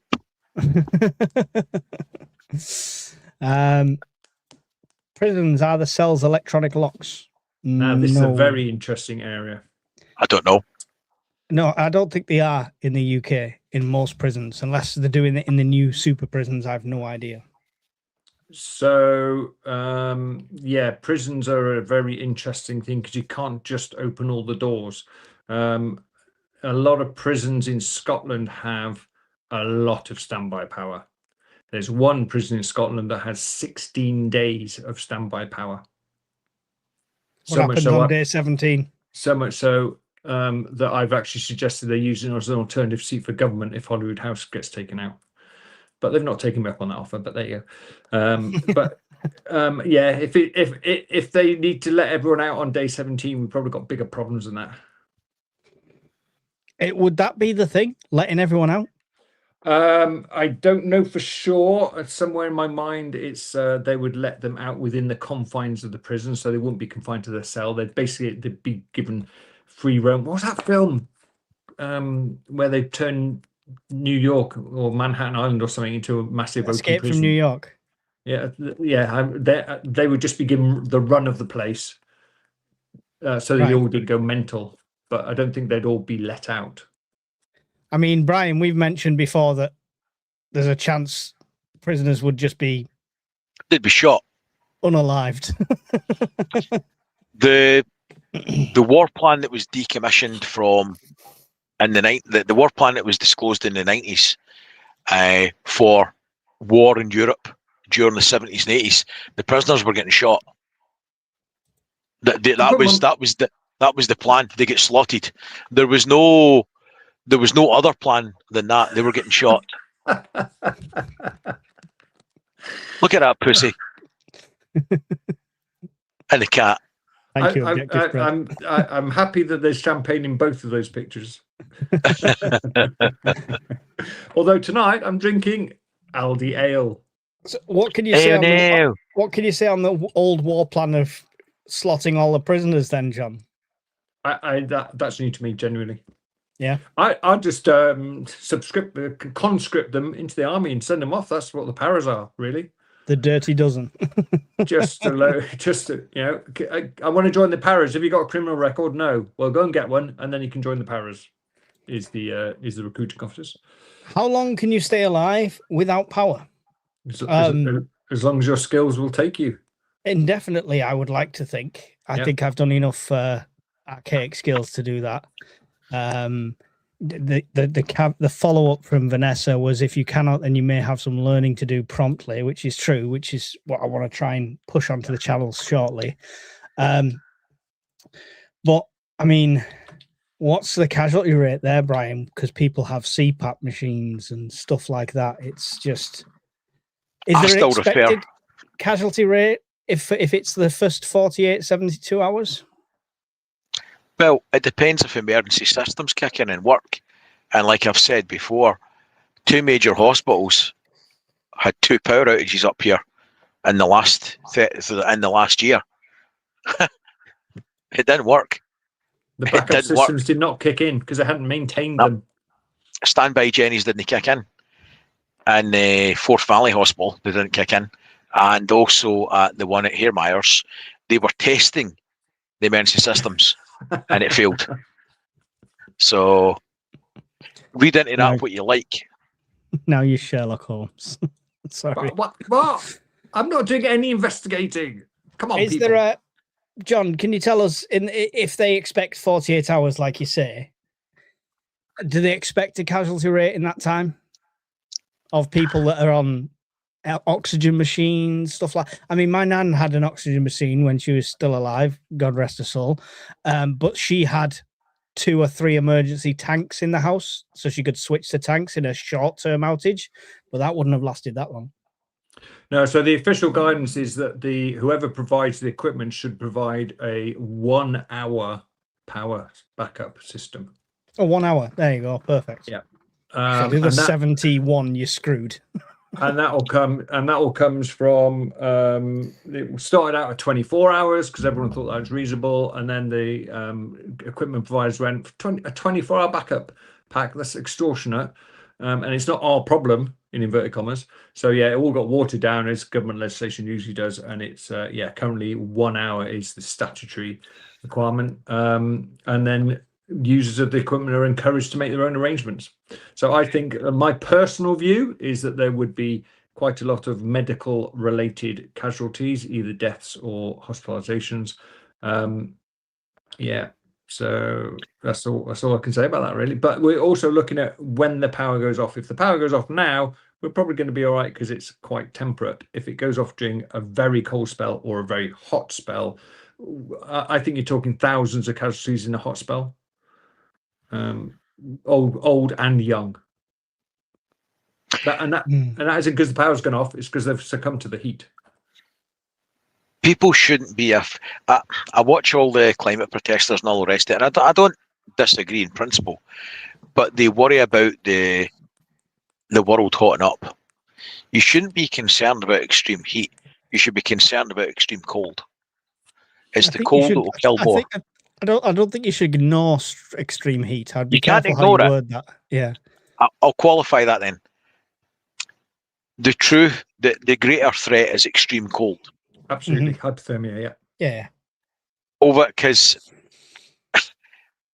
with the best will in the world, if we get a bad winter, it'll plant a hell of a lot more people than a very hot summer. I mean, a hot summer kills hundreds, if not thousands, of people in the UK every year. A hot summer. Stifling air, no airflow, can't get a breath, brings on a heart attack and everything else. A bad winter. Health conditions.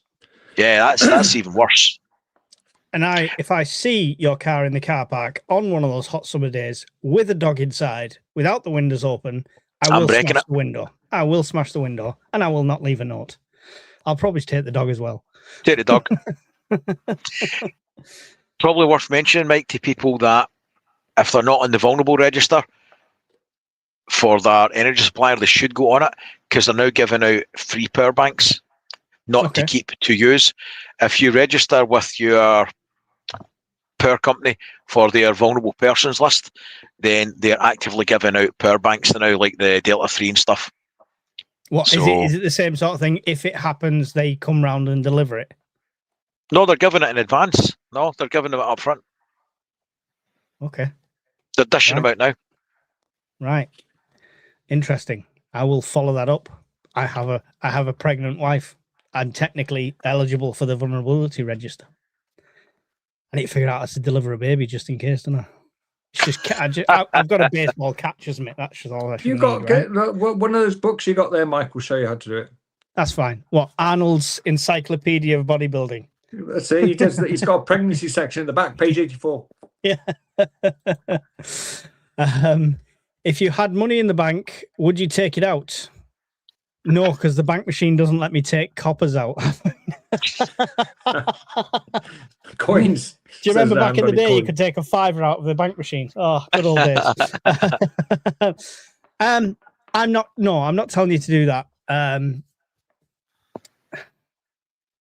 I would say, as a prepper, if you've got money available, have cash on hand anyway. Have some emergency cash on hand. I don't have cash on hand just through circumstance, but I do have small amounts of silver and stuff like that as an emergency potential fund there with that holds an inherent value. If I had forewarning, like if Brian did an emergency live saying the shit's going down now before we got our emergency alerts, and I had money in the bank, I might run to the cash machine and take it out. It holds its value for at least a week. But that's not what we're saying at the moment. But I definitely would keep some sort of cash money somewhere safe in your house, on your person, in your car, whatever you are. Yeah. So that's the only thing I would say for that. And just to follow on from that, make sure it's small notes, 5s and 10s and £2 coins, that sort of thing. There's a recent example in the Shetland Islands where all the power went out and the local supermarkets still let people buy with cash, but they couldn't give change. So you don't want to be buying a cabbage with a £20 note. True. I'm exaggerating. Shithole of a place anyway. I worked up there for years. Scottish, where's the iron brew? Says Mr. Pheasant Plucker. There's a story attached to that. Yeah, Okay. It involves vomiting, which was nothing to do with the alcohol. Apparently, it was all the iron brew. It was off, mate. It was off. I was violently ill. Right. Nothing to do with the vodka. No, the litre bottle of vodka stayed down. It was all the diet iron brew that came through my nostrils. So here we go. Andy Pandy 2964. Mike, I've been practicing living without washing for 2 weeks now. Wife says I'm too extreme. Shout this out and tell her I'm doing what's required, mate, in the name of resilience testing. Andy Pandy is doing Dirty bastard. You must be honking. And Andy Pandy, you got to keep yourself clean even when the power's off, you numpty. Otherwise, you'll get disease and you'll die. Have a wipes bath. No, I mean, I'm all for practicing any sort of emergency scenario. So I will force the missus to do it at some point. And probably it's not when she's pregnant and irritable. But yeah. A big shout out for Andy Pandy for doing his service to the prepping community and letting us know how the results go. So don't encourage him. There must be blue bottles in his house by now. His poor missus. I'm sorry. I tried, Andy. If they use mag locks, they are locked when the power is off and use power to open them. There you go. That's some mag locks. There is just in the prisons. Are we talking about? Yeah, because I've been in office buildings that have magnetic locked doors, and the emergency situation, if there's a power outage, they unlock. Yeah, won't work in fire doors. Yeah. They unlock kind of thing. So. About 35, that was the life expectancy before power was available, excluding infant deaths and those who lived longer. There you go. Yeah, average life expectancy of 35. But I mean, I don't think you could compare having no power now to when we had no power then, because we still have technology we didn't have then. We would filter water better. We've got better medical knowledge. So I think the life expectancy would still be more. It wouldn't revert to only living to 35. All of us over 40s are not going to instantly drop dead when the power goes off. I hope. Can I kind of push back on that slightly? I'm not saying you're wrong, but what I would say is people at that time were a bit more resilient.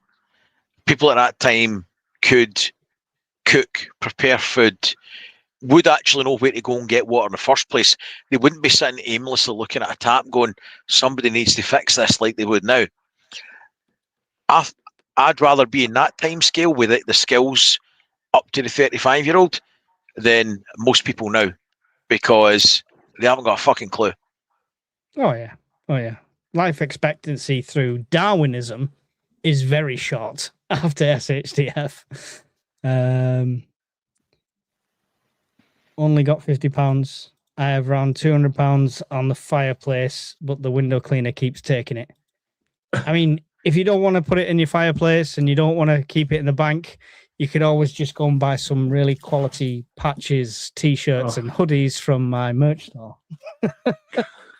You're always putting one in the oven. Does Britain use quickly devaluing dirty government fiat too? Yes. Yeah. we have fiat currency as well. Mike, Stephen Burns has put an update on solar weather affecting Earth. just so you could stay aware of the connection between solar activity and seismic and volcanic activity. I'll have a look at it. Nothing's pinged up on my radar. We had a couple of X2s the other day, but they weren't Earth facing. We might get a glancing blow at the most, but genuinely not worth getting out of bed for, as far as I'm concerned. Some of these solar channels I started to follow do get a bit sensational sometimes. So take it with a pinch of salt. The flesh-eating bacteria here has hit a few people in the coastline here and in NYC region already this year. Lovely. Nice. Zombies in America. Once dated a bird who wanted to keep my socks on all week so she could sniff them when we met up. That's shocking. What a pervert. Send me a number. Like slightly off topic. How many Gen X do we have in here? Just thinking we all be ready for this. I mean, to be honest, it's quite reassuring. We talk about a generation that has got the head in the smartphones, just-in-time delivery system, and has been brought up wrapped in cotton wool. But last prepper meet I went to, in the one in Cornwall, there was 2 young lads there that were preppers, and they were only like 18, 19, which was kind of reassuring that it is Brilliant. breaking through to some of that generation as well. I'm still waiting on my 10% hoodie. What's that, like a bit of sleeve? No, there's a 10% part club. for the Patreons. Polonium, they're automatically fulfilled through the system. Send me a message, mate, after this, and I'll chase it up, because as far as I'm hands off with the clothing. The order goes in, it goes to them, they fulfill it. So if you've got an issue with the clothing one, send me an email and I'll chase them up. I had no idea. The patches I handle, so you'll get them. It would go lovely with a UKPN t-shirt, though. There you go. See, I don't have to flog. They're doing it for me. Awesome moderators. Mike, now we have 2 generations of folk that can't cook a meal. All those will go first. I mean, yeah, they can't cook a meal, but as long as super noodles exist, they'll be all right. What is the worst cold you got in the UK? The Thames froze once, right? The coldest. Yeah, minus 15, minus 14, minus 15. I've experienced minus 17 in a camper van in Glencoe, and if I hadn't had 8 pints of heavy that night, I'd have probably died. I was on a job. The best thermal warmer. You were on the job. Is this too much information here, Brian? Whoa. That's a separate issue that caused a lot of shrinkage. But anyway, no, I was on a job years ago where they were building the Glendale Power Station, which is fed off Loch Ness. And it's like a big long tunnel through the mountain. But it was February and I was in the middle of where the tunnel would be above ground. And I had jacket, overalls, another jacket on, and my pen bent in my pocket. It was that cold. It actually curved. It was minus 18 excluding wind chill on the hilltop. It was fucking freezing. I don't know what the temperature was, but I worked on the rail lines, and I was up in Scotland in October sometime, and it was up on the embankment, and yeah, I was smoking 40 cigarettes an evening just to try and get some sort of warmth. And when they finished a weld on the track, everyone ran to it and gathered round. That was the coldest I've ever been. I have no idea what the temperature was. But talk about wind chill. We were on the top of not like in a valley, on top of an embankment, so we were just getting hit from the side as well. Oh, it was horrendous. And for our American friends, that's 1.4 degrees Fahrenheit, minus 17 degrees Celsius. There we go. I can never do the conversion. Can't cook, can't be asked to learn. That's why Mum goes to Iceland. I have over 2 kilowatts on my Bi-Mini, but I have an extra 5 kilowatts on the top of my dinghy that I tow. All right, okay. Ah, cool. Is Bi-Mini a boat then? It's a Bimini roof. It's like a cover on top of the boat. Ah, right, okay. Like a canopy. Got it. Yeah, all right. My knowledge of boats comes from Pirates of the Caribbean, so I have no idea. Ever seen the Captain ice fog Pugwash. gets cold? The fog actually frozen midair. I have not seen that. Yeah, freezing fog. Yeah, you get that in the UK. Don't want to experience that. It hurts the back of your throat when you breathe in. So many jokes. I know. I was just like, I ordered a takeaway. I don't cook. I can't. I just hate cooking. Well, you're going to be in the 90% then, Jess. Yeah, that's it. She means I can. So she can cook. She just hates cooking. Just hates cooking. I mean, Jess is like that. She must be one of those YouTube millionaires as well. Takeaways.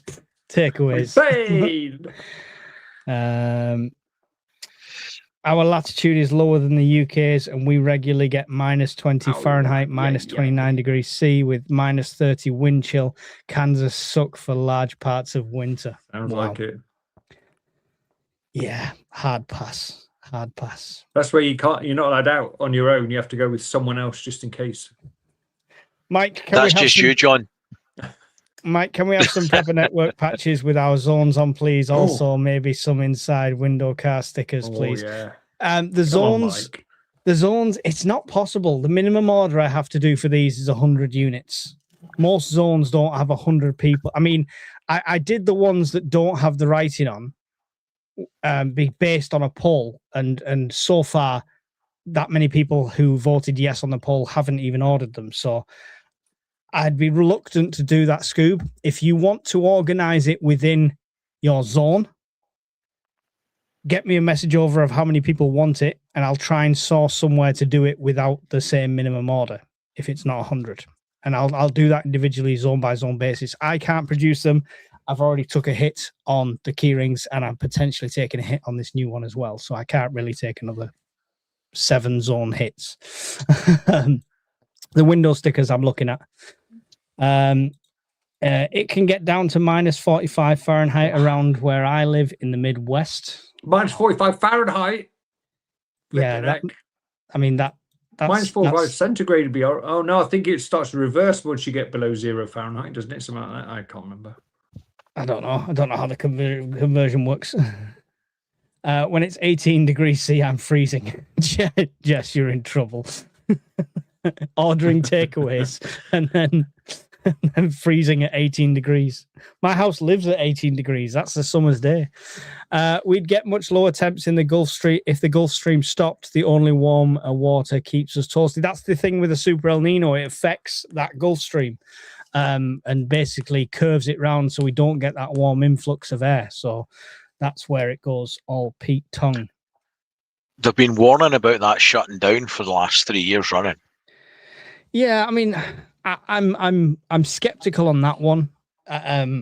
I've seen a lot of stuff about the Atlantic currents and stuff like that, and the Gulf Stream, and I figure that's it feels like a 200-year problem. So I'll leave a note for my great grandkids to say prepare. This Super El Nino, it's a short-term impact, but it's a more likely effect. And I always said we prep for what's more likely. The reason most of us, part of the fireside, part of the community, prep for power outages is because that covers a lot of bases. If it's World War III, the infrastructure is going to get targeted, power outage. If it's a CME, power outage. If there's floods in your area, mass floods, that could potentially cause a power outage. So we prep for that because that's generally one of the most common situations. If you look at any of our scenarios, it all ends up with me sat in the dark next to a candle and Brian sat on a throne of melted power banks. I have a few candles. Send patches out with Sharpie to write the number on. Do you know what, Stuart? You laugh, but I did consider just making the flag there white, and then people could just colour in their zone colour. So you could have that blue, somebody could have it green, but that was an option. Or I would colour it in before I send it out. It's just been like I get the kids on a production line. While we're all still on patches, Mike, you could order patches with a space where the zone number would go, then folk could fill in their number themselves, and they could use paint, pens, etc. Yeah, I mean, yeah, that was the idea there. But listen, go and buy the ones that are there, and if we buy the ones that are there, I will consider doing zonal ones, and I will consider doing more. Right now, I'm getting shafted, no Vaseline. So no. Got a sweary to try it out with 100-watt solar panels. What's the best not so budget solar power to try?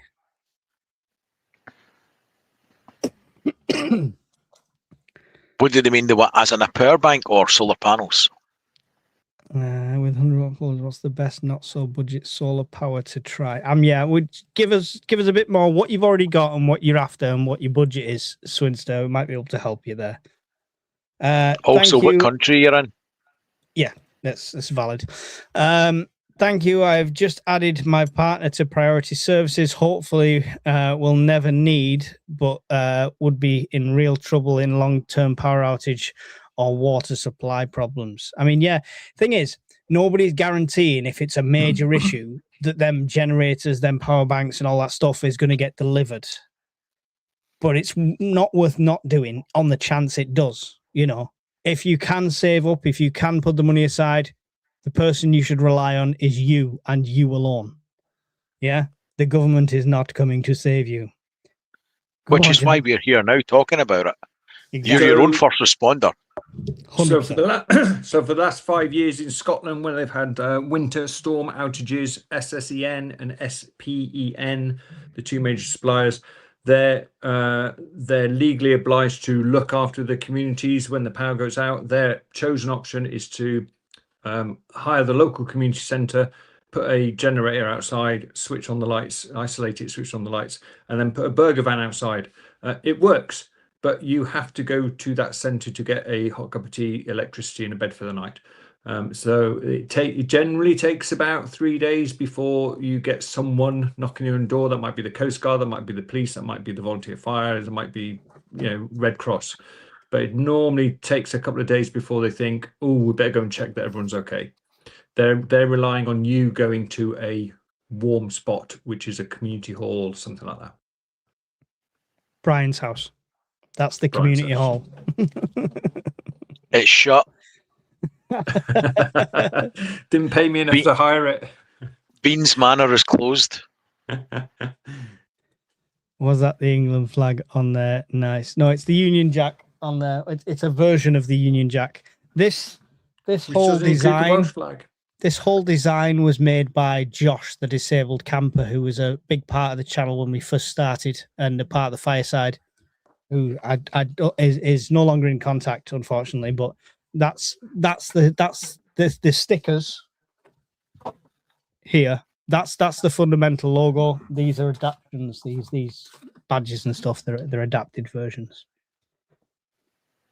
1976 was El Nino. I remember standpipes to get water. There you go. That's good to know. Was that was just El Nino? This is what I mean. Super El Nino is a step up from that, which is insane. Hose pipe banned by July. Yeah, more than likely. As soon as the reservoirs hit like 50%, they're banning hose pipes. Barnsley Prepper, there's nothing to stop you ringing up the power company and saying I'm on a machine or I'm elderly or whatever. It's just a trust system. Yeah, I don't think if when I tell them she's pregnant, they need a MAP B1 form or anything. So, backtracking on what John said about the heat stroke and not sweating, I wonder if Randy Andy had heat stroke. I've seen a few people with heat stroke in my time, and it's actually quite scary. They become quite disorientated. As I say, the skin is hot and red, but they don't sweat, and it's really weird. Yeah, and it's dangerous. So he's got a Swarry power station, Mike. Right. Swinster. Okay. I have a Swarry power station with a 100-watt solar panel, and I've not tried it yet, so I don't know if it's any good, and he's in the UK. I'll be honest, I've never tried them. I've no plans to try them. Read into that what you like, and I know nothing about them. They're a budget brand. That in itself isn't necessarily a bad thing, but it's not one of the budget brands I've tried, and it's not on my radar to test it anytime soon either, buddy. Oh, it's on but Temu, it might be okay. Brian. It's on Temu. Yeah. What I would say is, you're putting something in your house that you don't want to go wrong and go boom or catch fire. And It's £181 on Temu. It's £339 for the same one on Amazon. yeah, I'd buy an EcoFlow before that, or an A-Free, or a Anchor, or a Blue Yeti. I mean, I imagine by the search results that I'm seeing here that it's one of those power stations like Efiri sent me one, where they send it out to YouTubers for them to say, buy this power station. It's awesome. So If you they're might have watching- been recommended it as an affiliate for that. Send me it. I'll test it. However, if It'll it's get the dangerous hammer. or a piece of shit, you might get it back in kit form. But if They you want to might send me, have- I'll certainly try it. They might have contacted me because my default reply is, if you would like to send me something, that's fine. Because sometimes I've been offered payments for a good review, which I've refused point blank. I've said, if you like to send it me, it's fine. I will test it honestly. If it doesn't work, if it's crap, I will say so, and that's the end of it. I've still got a video to make on these that were sent to me, which are a version of a mesh system with its own built-in solar, torch, and wireless charger, 10,000 milliamp. But the whole thing's that's a mesh unit. One of them's really good. The other one doesn't even turn on. So the jury is out. So I've contacted them, and they want me to send a video of it not turning on. You got to put in the sun. See, No, it won't even take a charge off mains. It's deed. So yeah, as the best thing to do, integrity wise, I think me and Brian are very much the same. Companies are welcome to send us stuff as long as they back their own product. If you send us something and it's going to fail, Brian will give it the hammer.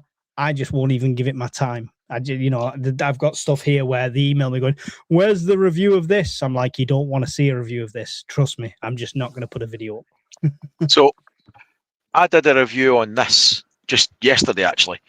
But the reason it took so long is the first one they sent me didn't work. So a measure of the company is how good their customer service is, in my mind, because I've always promoted EcoFlow very heavily because their kit is good kit. Caveat, some of their new balcony systems are absolute dog shit and their supply problems are horrific now. I don't really recommend EcoFlow anymore. Their kit's still really good, but their customer service is shocking. So their customer service was good, albeit the item was faulty. So I gave it a good review because the one that they sent me was working and it's good kit. And part of the review is based on their customer service. So, and putting that in terms of EcoFlow, it's good kit, but you're looking at 3 to 4 months to get a resolution if it fails. What's the point in having it? Yeah. It's valid. EcoFlow 3 for 520 on Jessup's, is that a good price? No. I will link you the Amazon one, which is 449. But if you have the ability to go to Costco, they seem to have the best deal. About 360, they were doing it the cheapest. Yeah, I don't know if it's still that, but either way, if you've got the ability to go to Costco, then they might have a better deal. At the moment, it's 10% off EcoFlow Delta 3 on Amazon at 449. So there's the link for that one there if you're interested. But I've never found anything cheaper at Jessup's. Ever. I don't care what it is. Jessup's has never been cheaper for anything. I'm not YouTuber, so I don't hear from me again. It's killed me. I paid £100 for it off Temu. Oh dear. Just, cautionary. Don't leave it running overnight or anything. Or if you do, make sure it's outside. Because once you get a battery fire, you ain't putting it out. Yep. Yeah, and they give off very nasty chemicals. Plus, Mike sent me the Red 64. Not tried that yet either. It better be good. Excellent. Test it. Please test it. Because a couple of people had some corrupt files, so I had to link them through to a database to re-download certain things. So please test your Red 64s. So the Scottish Fire and Rescue Service's guidance now for dealing with a electric car fire is to pick it up and dump it into a dumpster full of water and leave it for 10 days. Oh, that's brilliant. That's it. Because they don't want to deal with it. It's too dangerous. Yeah. Rio Link cameras I find are good. I've got the full setup now, mobile apps, easy to use, but never had to call for any customer service yet. Look forward to seeing your review of the customer service, says Barnsley Prepper. I've just got Blink ones. Her dad got them first, and I've seen his, and they're actually really good and compact, and like the back camera is like this big. And black, so it's actually quite a stealth camera. If you look over in the night, you cannot see that camera on there, which is not a visual deterrent, but it's a good for stealth wise if you wanted that. So they're really good, and you don't have to pay a bloody stupid subscription price for months on end. The preferred rooftop solar installer IKEA used now out of business. Yep, months ago, and they were still taking orders, and they still had it in the shop, and they still had it on their website.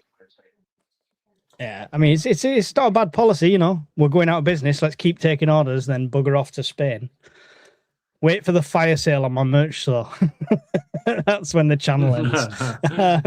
How long are these El Nino cycles? We are heading for 1960s winter again. I'm not sure if it's on a regular basis.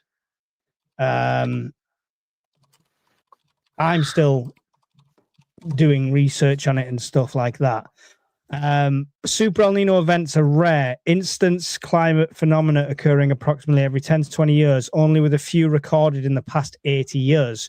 Notably 1982 to 83, 97 to 98, and 2015 to 2016. That's just the El Ninos. So that was like the beast from the east and stuff like that. Defined by sea surface temperatures exceeding 2 degrees above normal in the eastern Pacific, these events differ from standard El Ninos that occur every 2 to 7 years. Okay, so there you go. That's the general guide on it. Tagged you on Discord with the book suggestions of home birth info. Yes. Oh, thank you. I really want to do this. I'm sure. Fetch the towels.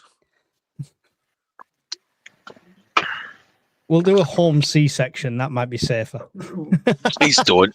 Please don't even suggest that. I've been practicing. That might be bad for your health. Practicing the range on this katana. Just stay perfectly still. I've had my Swari 500 3 months yet. No fires. I mean, no fires good. Yet. It's good. Eco 435. Oh, sorry, I already started that one. I don't know why that's still on there. You guys, any tips for walkie-talkies? I've got Powerfangs, basically. I've got PMR radios. I've got a selection of PMR radios based on if it all hits the fan, they will be distributed to local people around my area or used for a site. I've also got the normal radios, the normal Powerfang radios. There you go. Retivis, that's a good one. That's what John's Nice got and there. slim. Hold up, that's nice. That's the slimline one, yeah. Yeah, they're nice. Yeah. It's a question for Field Medic. Sorry, John. It's all right. Just saying, fit in my little.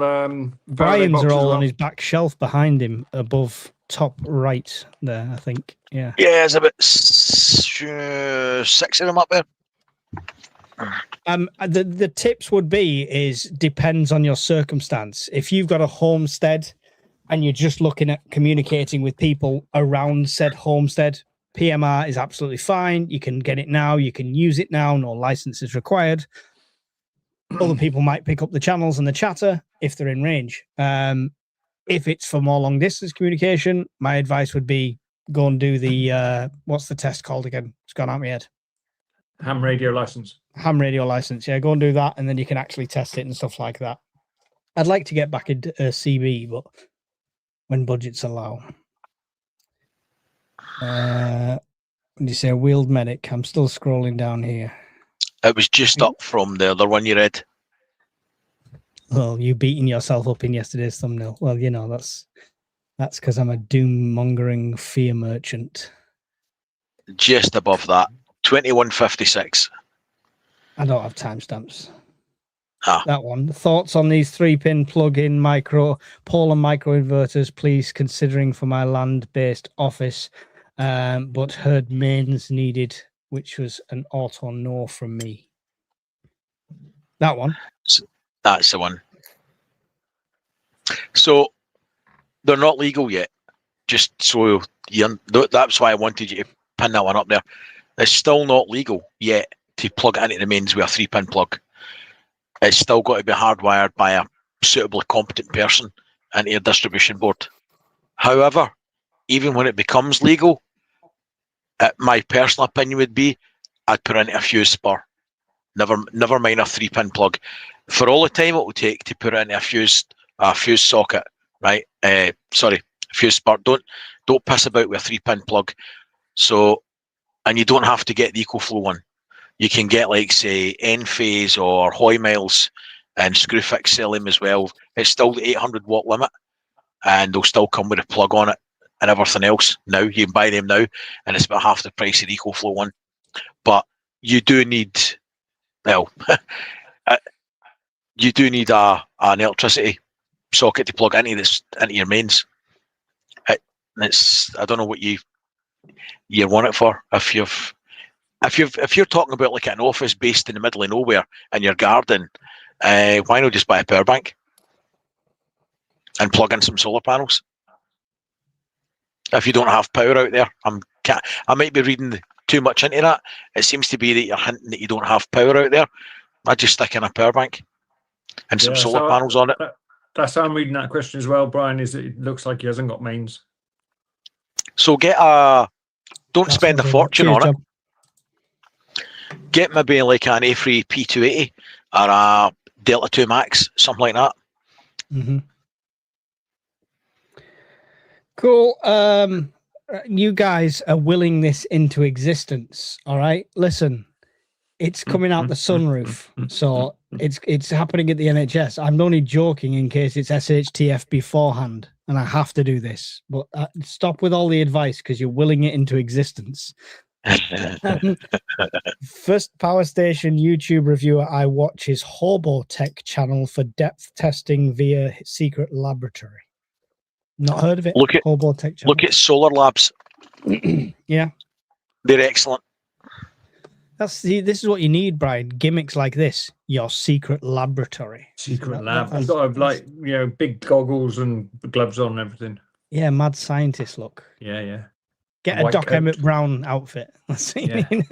I just settle for his hair, mate, to be honest. I think that would be a welcome addition to your channel if Brian was reviewing power banks. 21 gigawatts! So hang on. That is Brian. 21 gigawatts! He's wearing Sigma Prepper's dressing gown. 21 gigawatts! He's went quiet again. I know. Well, each to their own. Leave them be. But yeah, I think that'd be a welcome addition to your channel, Brian. Nice one. Yes, basically an insulated shed on a cliff top near a marina. Nice. That sounds like that's got secret laboratory vibes, right there, hasn't it?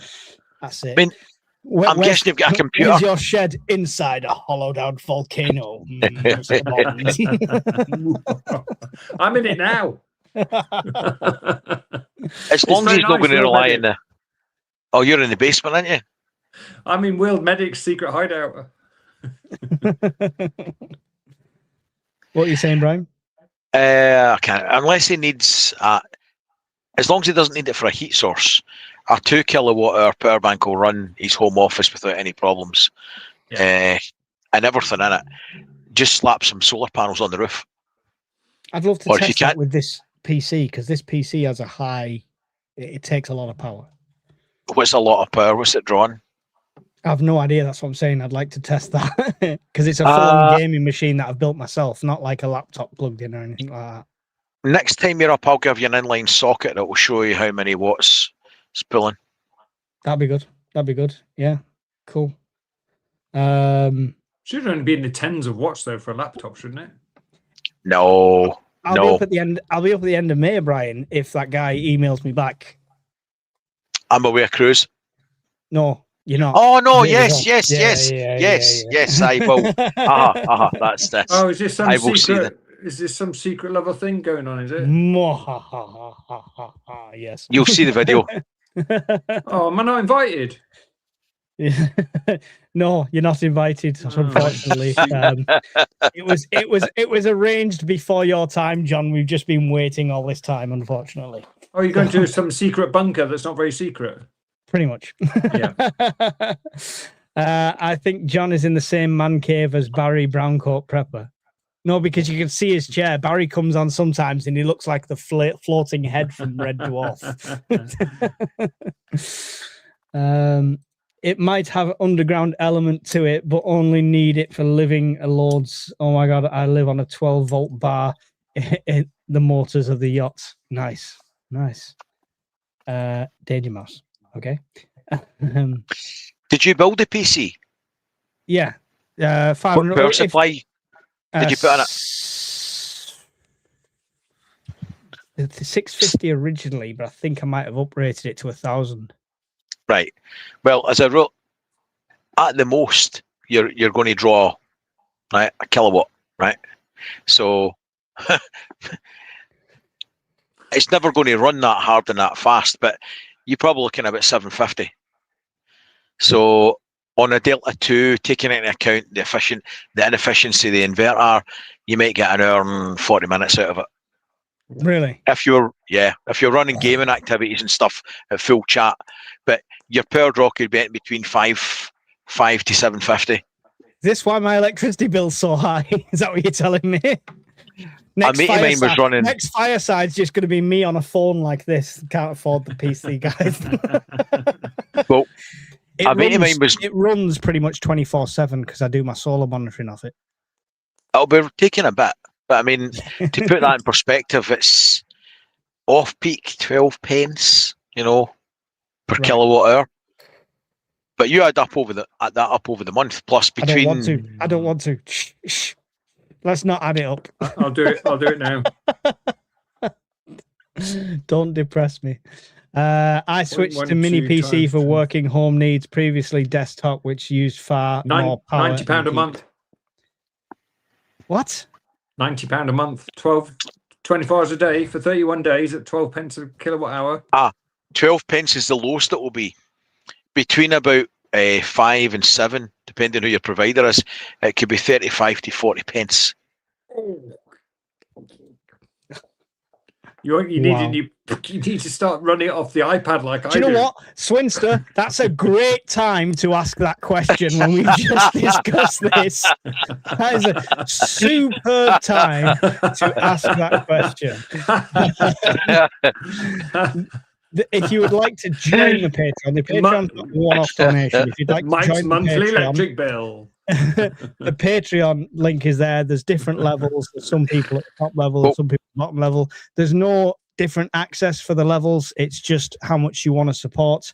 But if you want to do any sort of one-off donation, if you don't want to join a monthly thing, then my PayPal is also there. This is not me grifting. The guy asked the question. So there you go. Is your garden south facing, Mike? Where's my compass? You must know this. Surely you know. Here's a clue. See if the big fucking yellow thing's in the sky most of the time. It's south facing. You don't need a fucking compass. Hang on. Jesus wept. The sun sets that way. Big Bernie thing come up. Big midday, big Bernie thing here. I get sun all morning till about 5 p.m. when my house cuts it off. Right. So that's south facing then. That's workable, right? That's fine. So what you could do is get an end phase or a Hoy Miles microinverter. Stop laughing. When it's legal, plug it into your socket in the wall, right? And put two 450, 500 watt solar panels on it. And that will give you about 800 watts. Basically, that would pay for your power usage for your PC between, when the sun's out.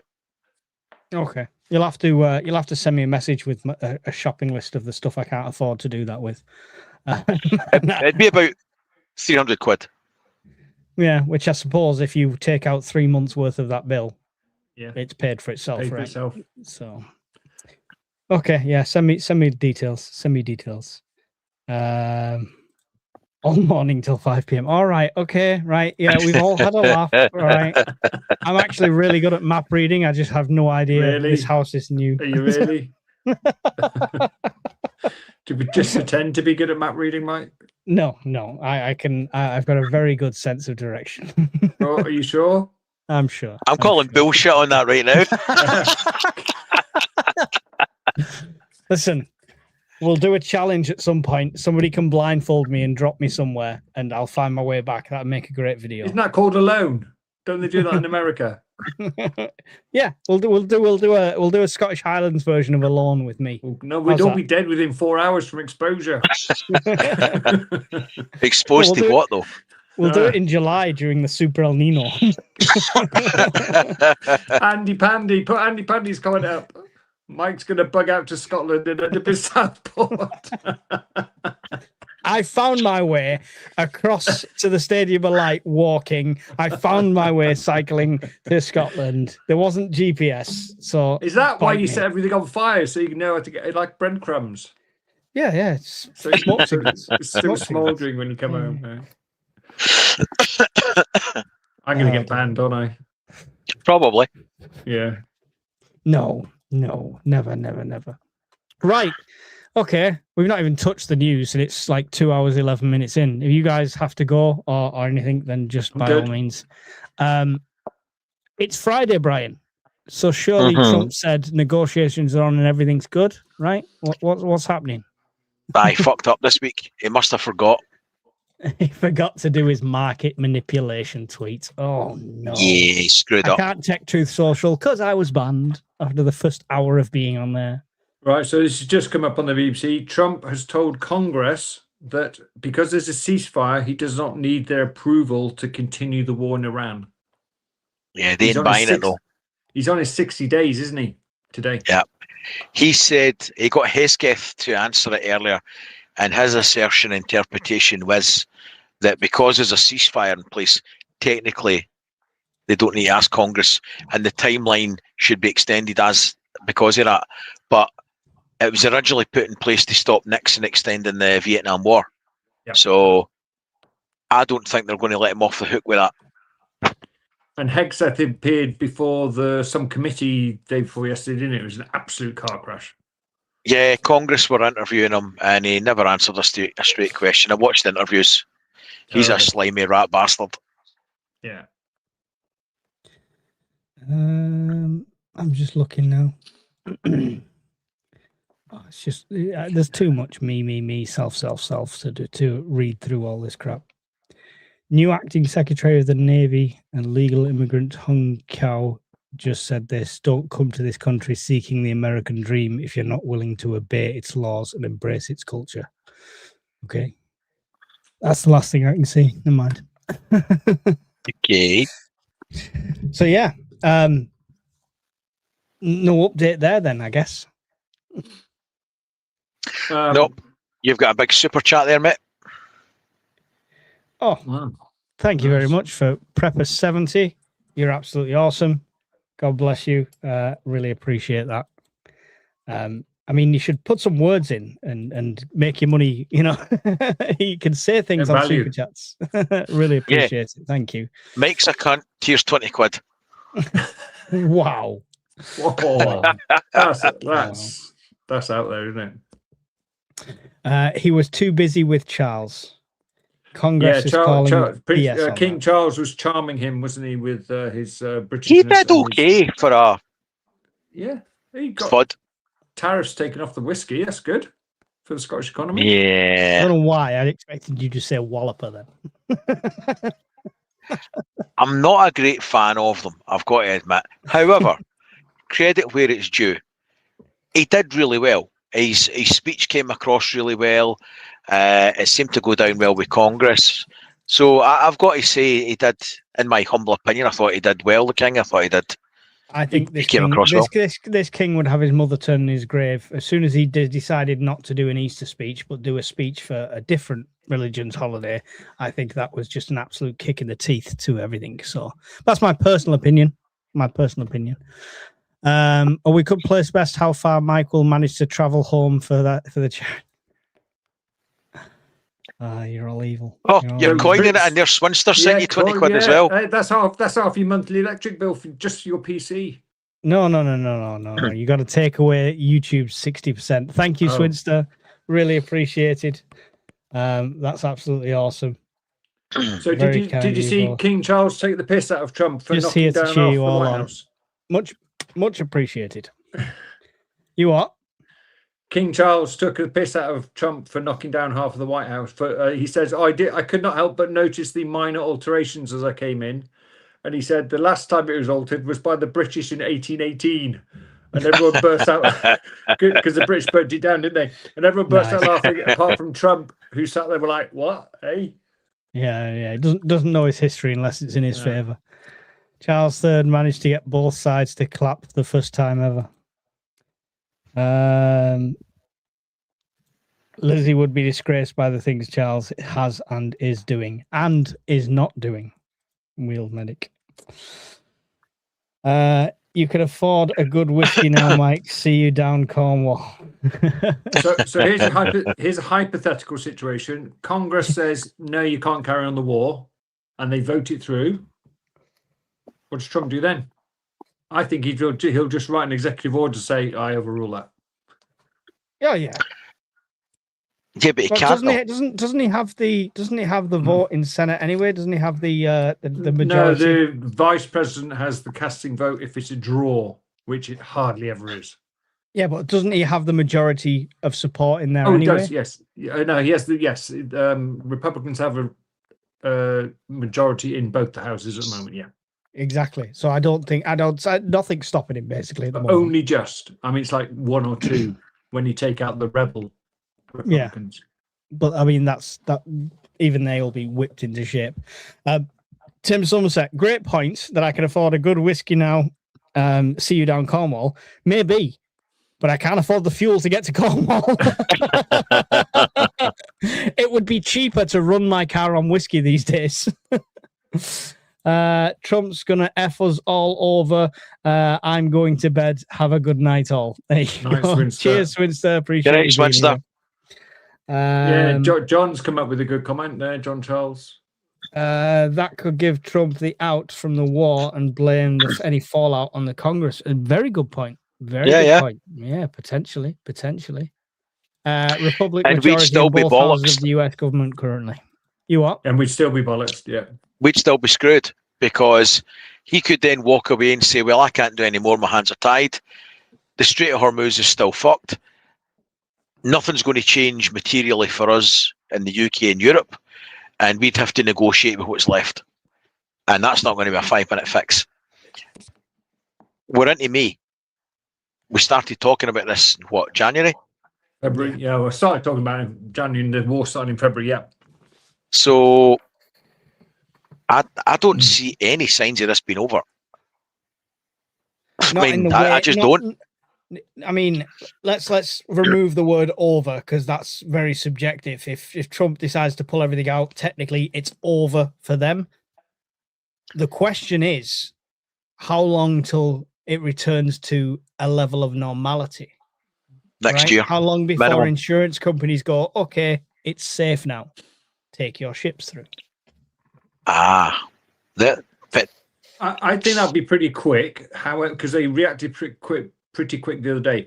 The problem is that the infrastructure that's been taken out, the oil and gas manufacturing, for want of a better phrase, extraction equipment, will take months, if not years, to replace the fertilizer plants, all the pipes and the condensers and the crackers and the transportation, all that sort of thing will take years to replace. So we're for the next, this is my own opinion, for the next 1 to 5 years, we're not going to get up to 100% production again. So we're all going to be, all the countries of the world are going to be fighting for between 70 and whatever it is, 99%. Don't disagree with that at all. I I don't disagree with the infrastructure part at all. My worry would be in the same situation that Trump's in, as in who we're negotiating with, because like every other failed state that's had the ant farm kicked over, they have turned to factions. Now, these factions are in a very unique position.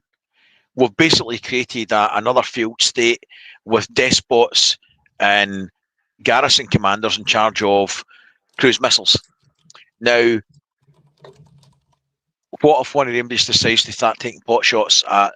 It only needs one to fire, and that's it. All bets are off again. And I don't think we can guarantee with any degree of certainty that's not going to happen. No, you can't. And I still think he's going to use everything in his power to continue, or it's going to be his Hail Mary, fire and fury, and then leave. That'll be the thing, which we know if he does that, they will lash out as well and destroy that infrastructure even more, which is going to be even more devastating. If Iran manages to take out the desalination plants, it's carnage. It is unlivable. That land will not sustain human life in the summer. Yeah. So you'd have mass migration. I mean, we think we've got mass migration now. It'll be nothing. Yay! More boat people. The knock-on effects of the war will see Europe on its knees and looking back to Putin to negotiate. I'm sure that's going to go down well with some people.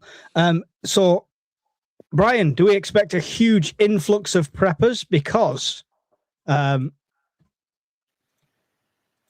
it's on the government-sponsored news now. Billions of meals at risk due to Iran war, says fertilizer boss. So this was published at 8 minutes past midnight, which is a weird time to publish an article. But when there's less chance anybody's seen it. Yeah, it's weird that, isn't it? Fertilizer shipments have largely stopped since the Iran conflict. And there you go. There's the fertilizer shipments, which is ridiculous. Potential impact felt UK, July, August, September, October.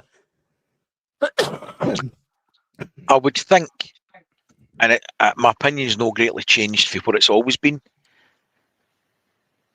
Our food problems aren't going to be this year, if any.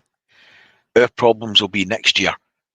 We will still grow food, but the yields will be down because the ability to enhance the yields artificially, like we've always done, is going to be less, right? Because we've got less chemicals coming in to help increase the yield. So whilst we might still, and that's not unique to the UK, that's going to be across Europe, don't forget. So the yields will be low all over the place. And that's going to have a knock-on effect on prices and choices. So I don't think people are going to be starving to death or anything, but I think you'll see a huge rise in inflation next year, specifically on food. I agree, Brian. Wheeled Medic says the Masters will take any opportunity to get their vessel and crew out of the area of threat, but it will continue indefinitely as militarized factions with long-range ICBMs. And then said, if the desal plants go, then you need to evacuate about 150 million within 72 hours. Yep. That's a hell of a job.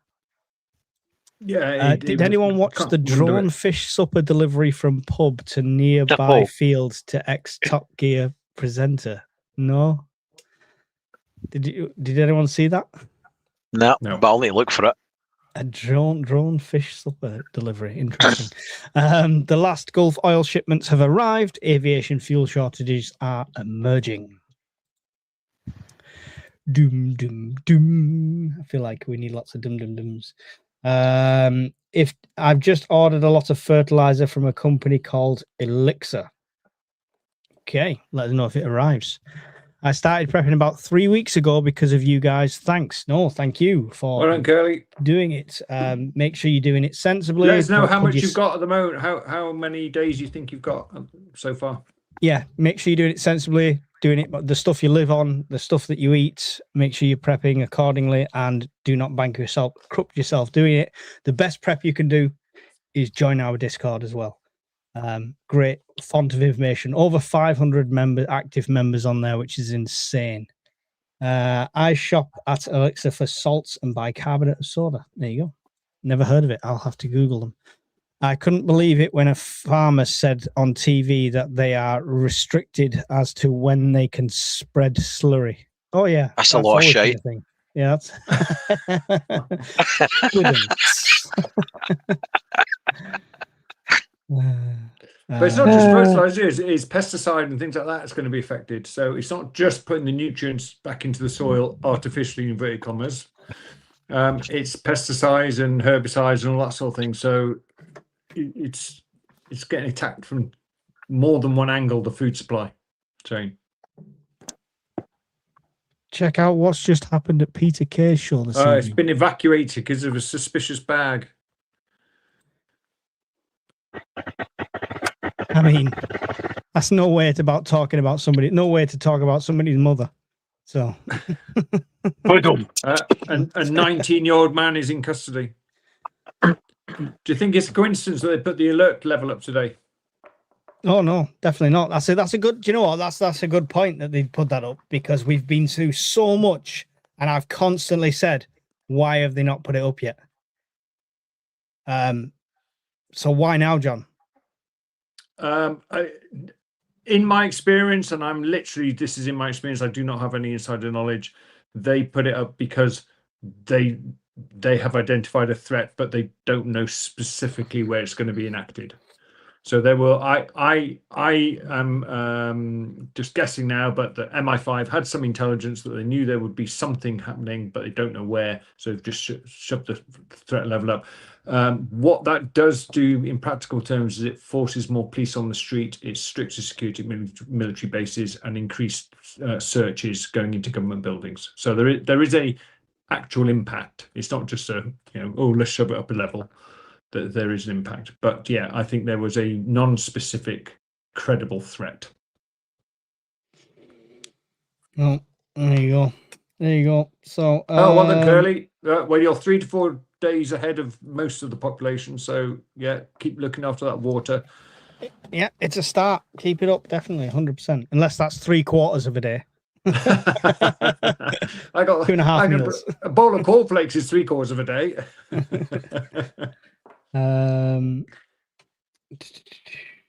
You guys watched George Robinson answer questions a few days ago about the defense review. He mentioned prepping, etc. Really interesting. Yeah, I just the chief of the defense staff, who happens to be Air Force at the moment. He mentioned it about a month ago, if you recall, and got a stiff ignoring. Oh yeah. China has been supplying Iran with the ability to deliver aerosolized fentanyl for years, as well as many other things, but that's the mass casualty. Interesting. Right, I think we're going to have to call it, gentlemen. We're at 10:30. It's been a long one. It's been an interesting one. Thank you for everyone that's joined us today.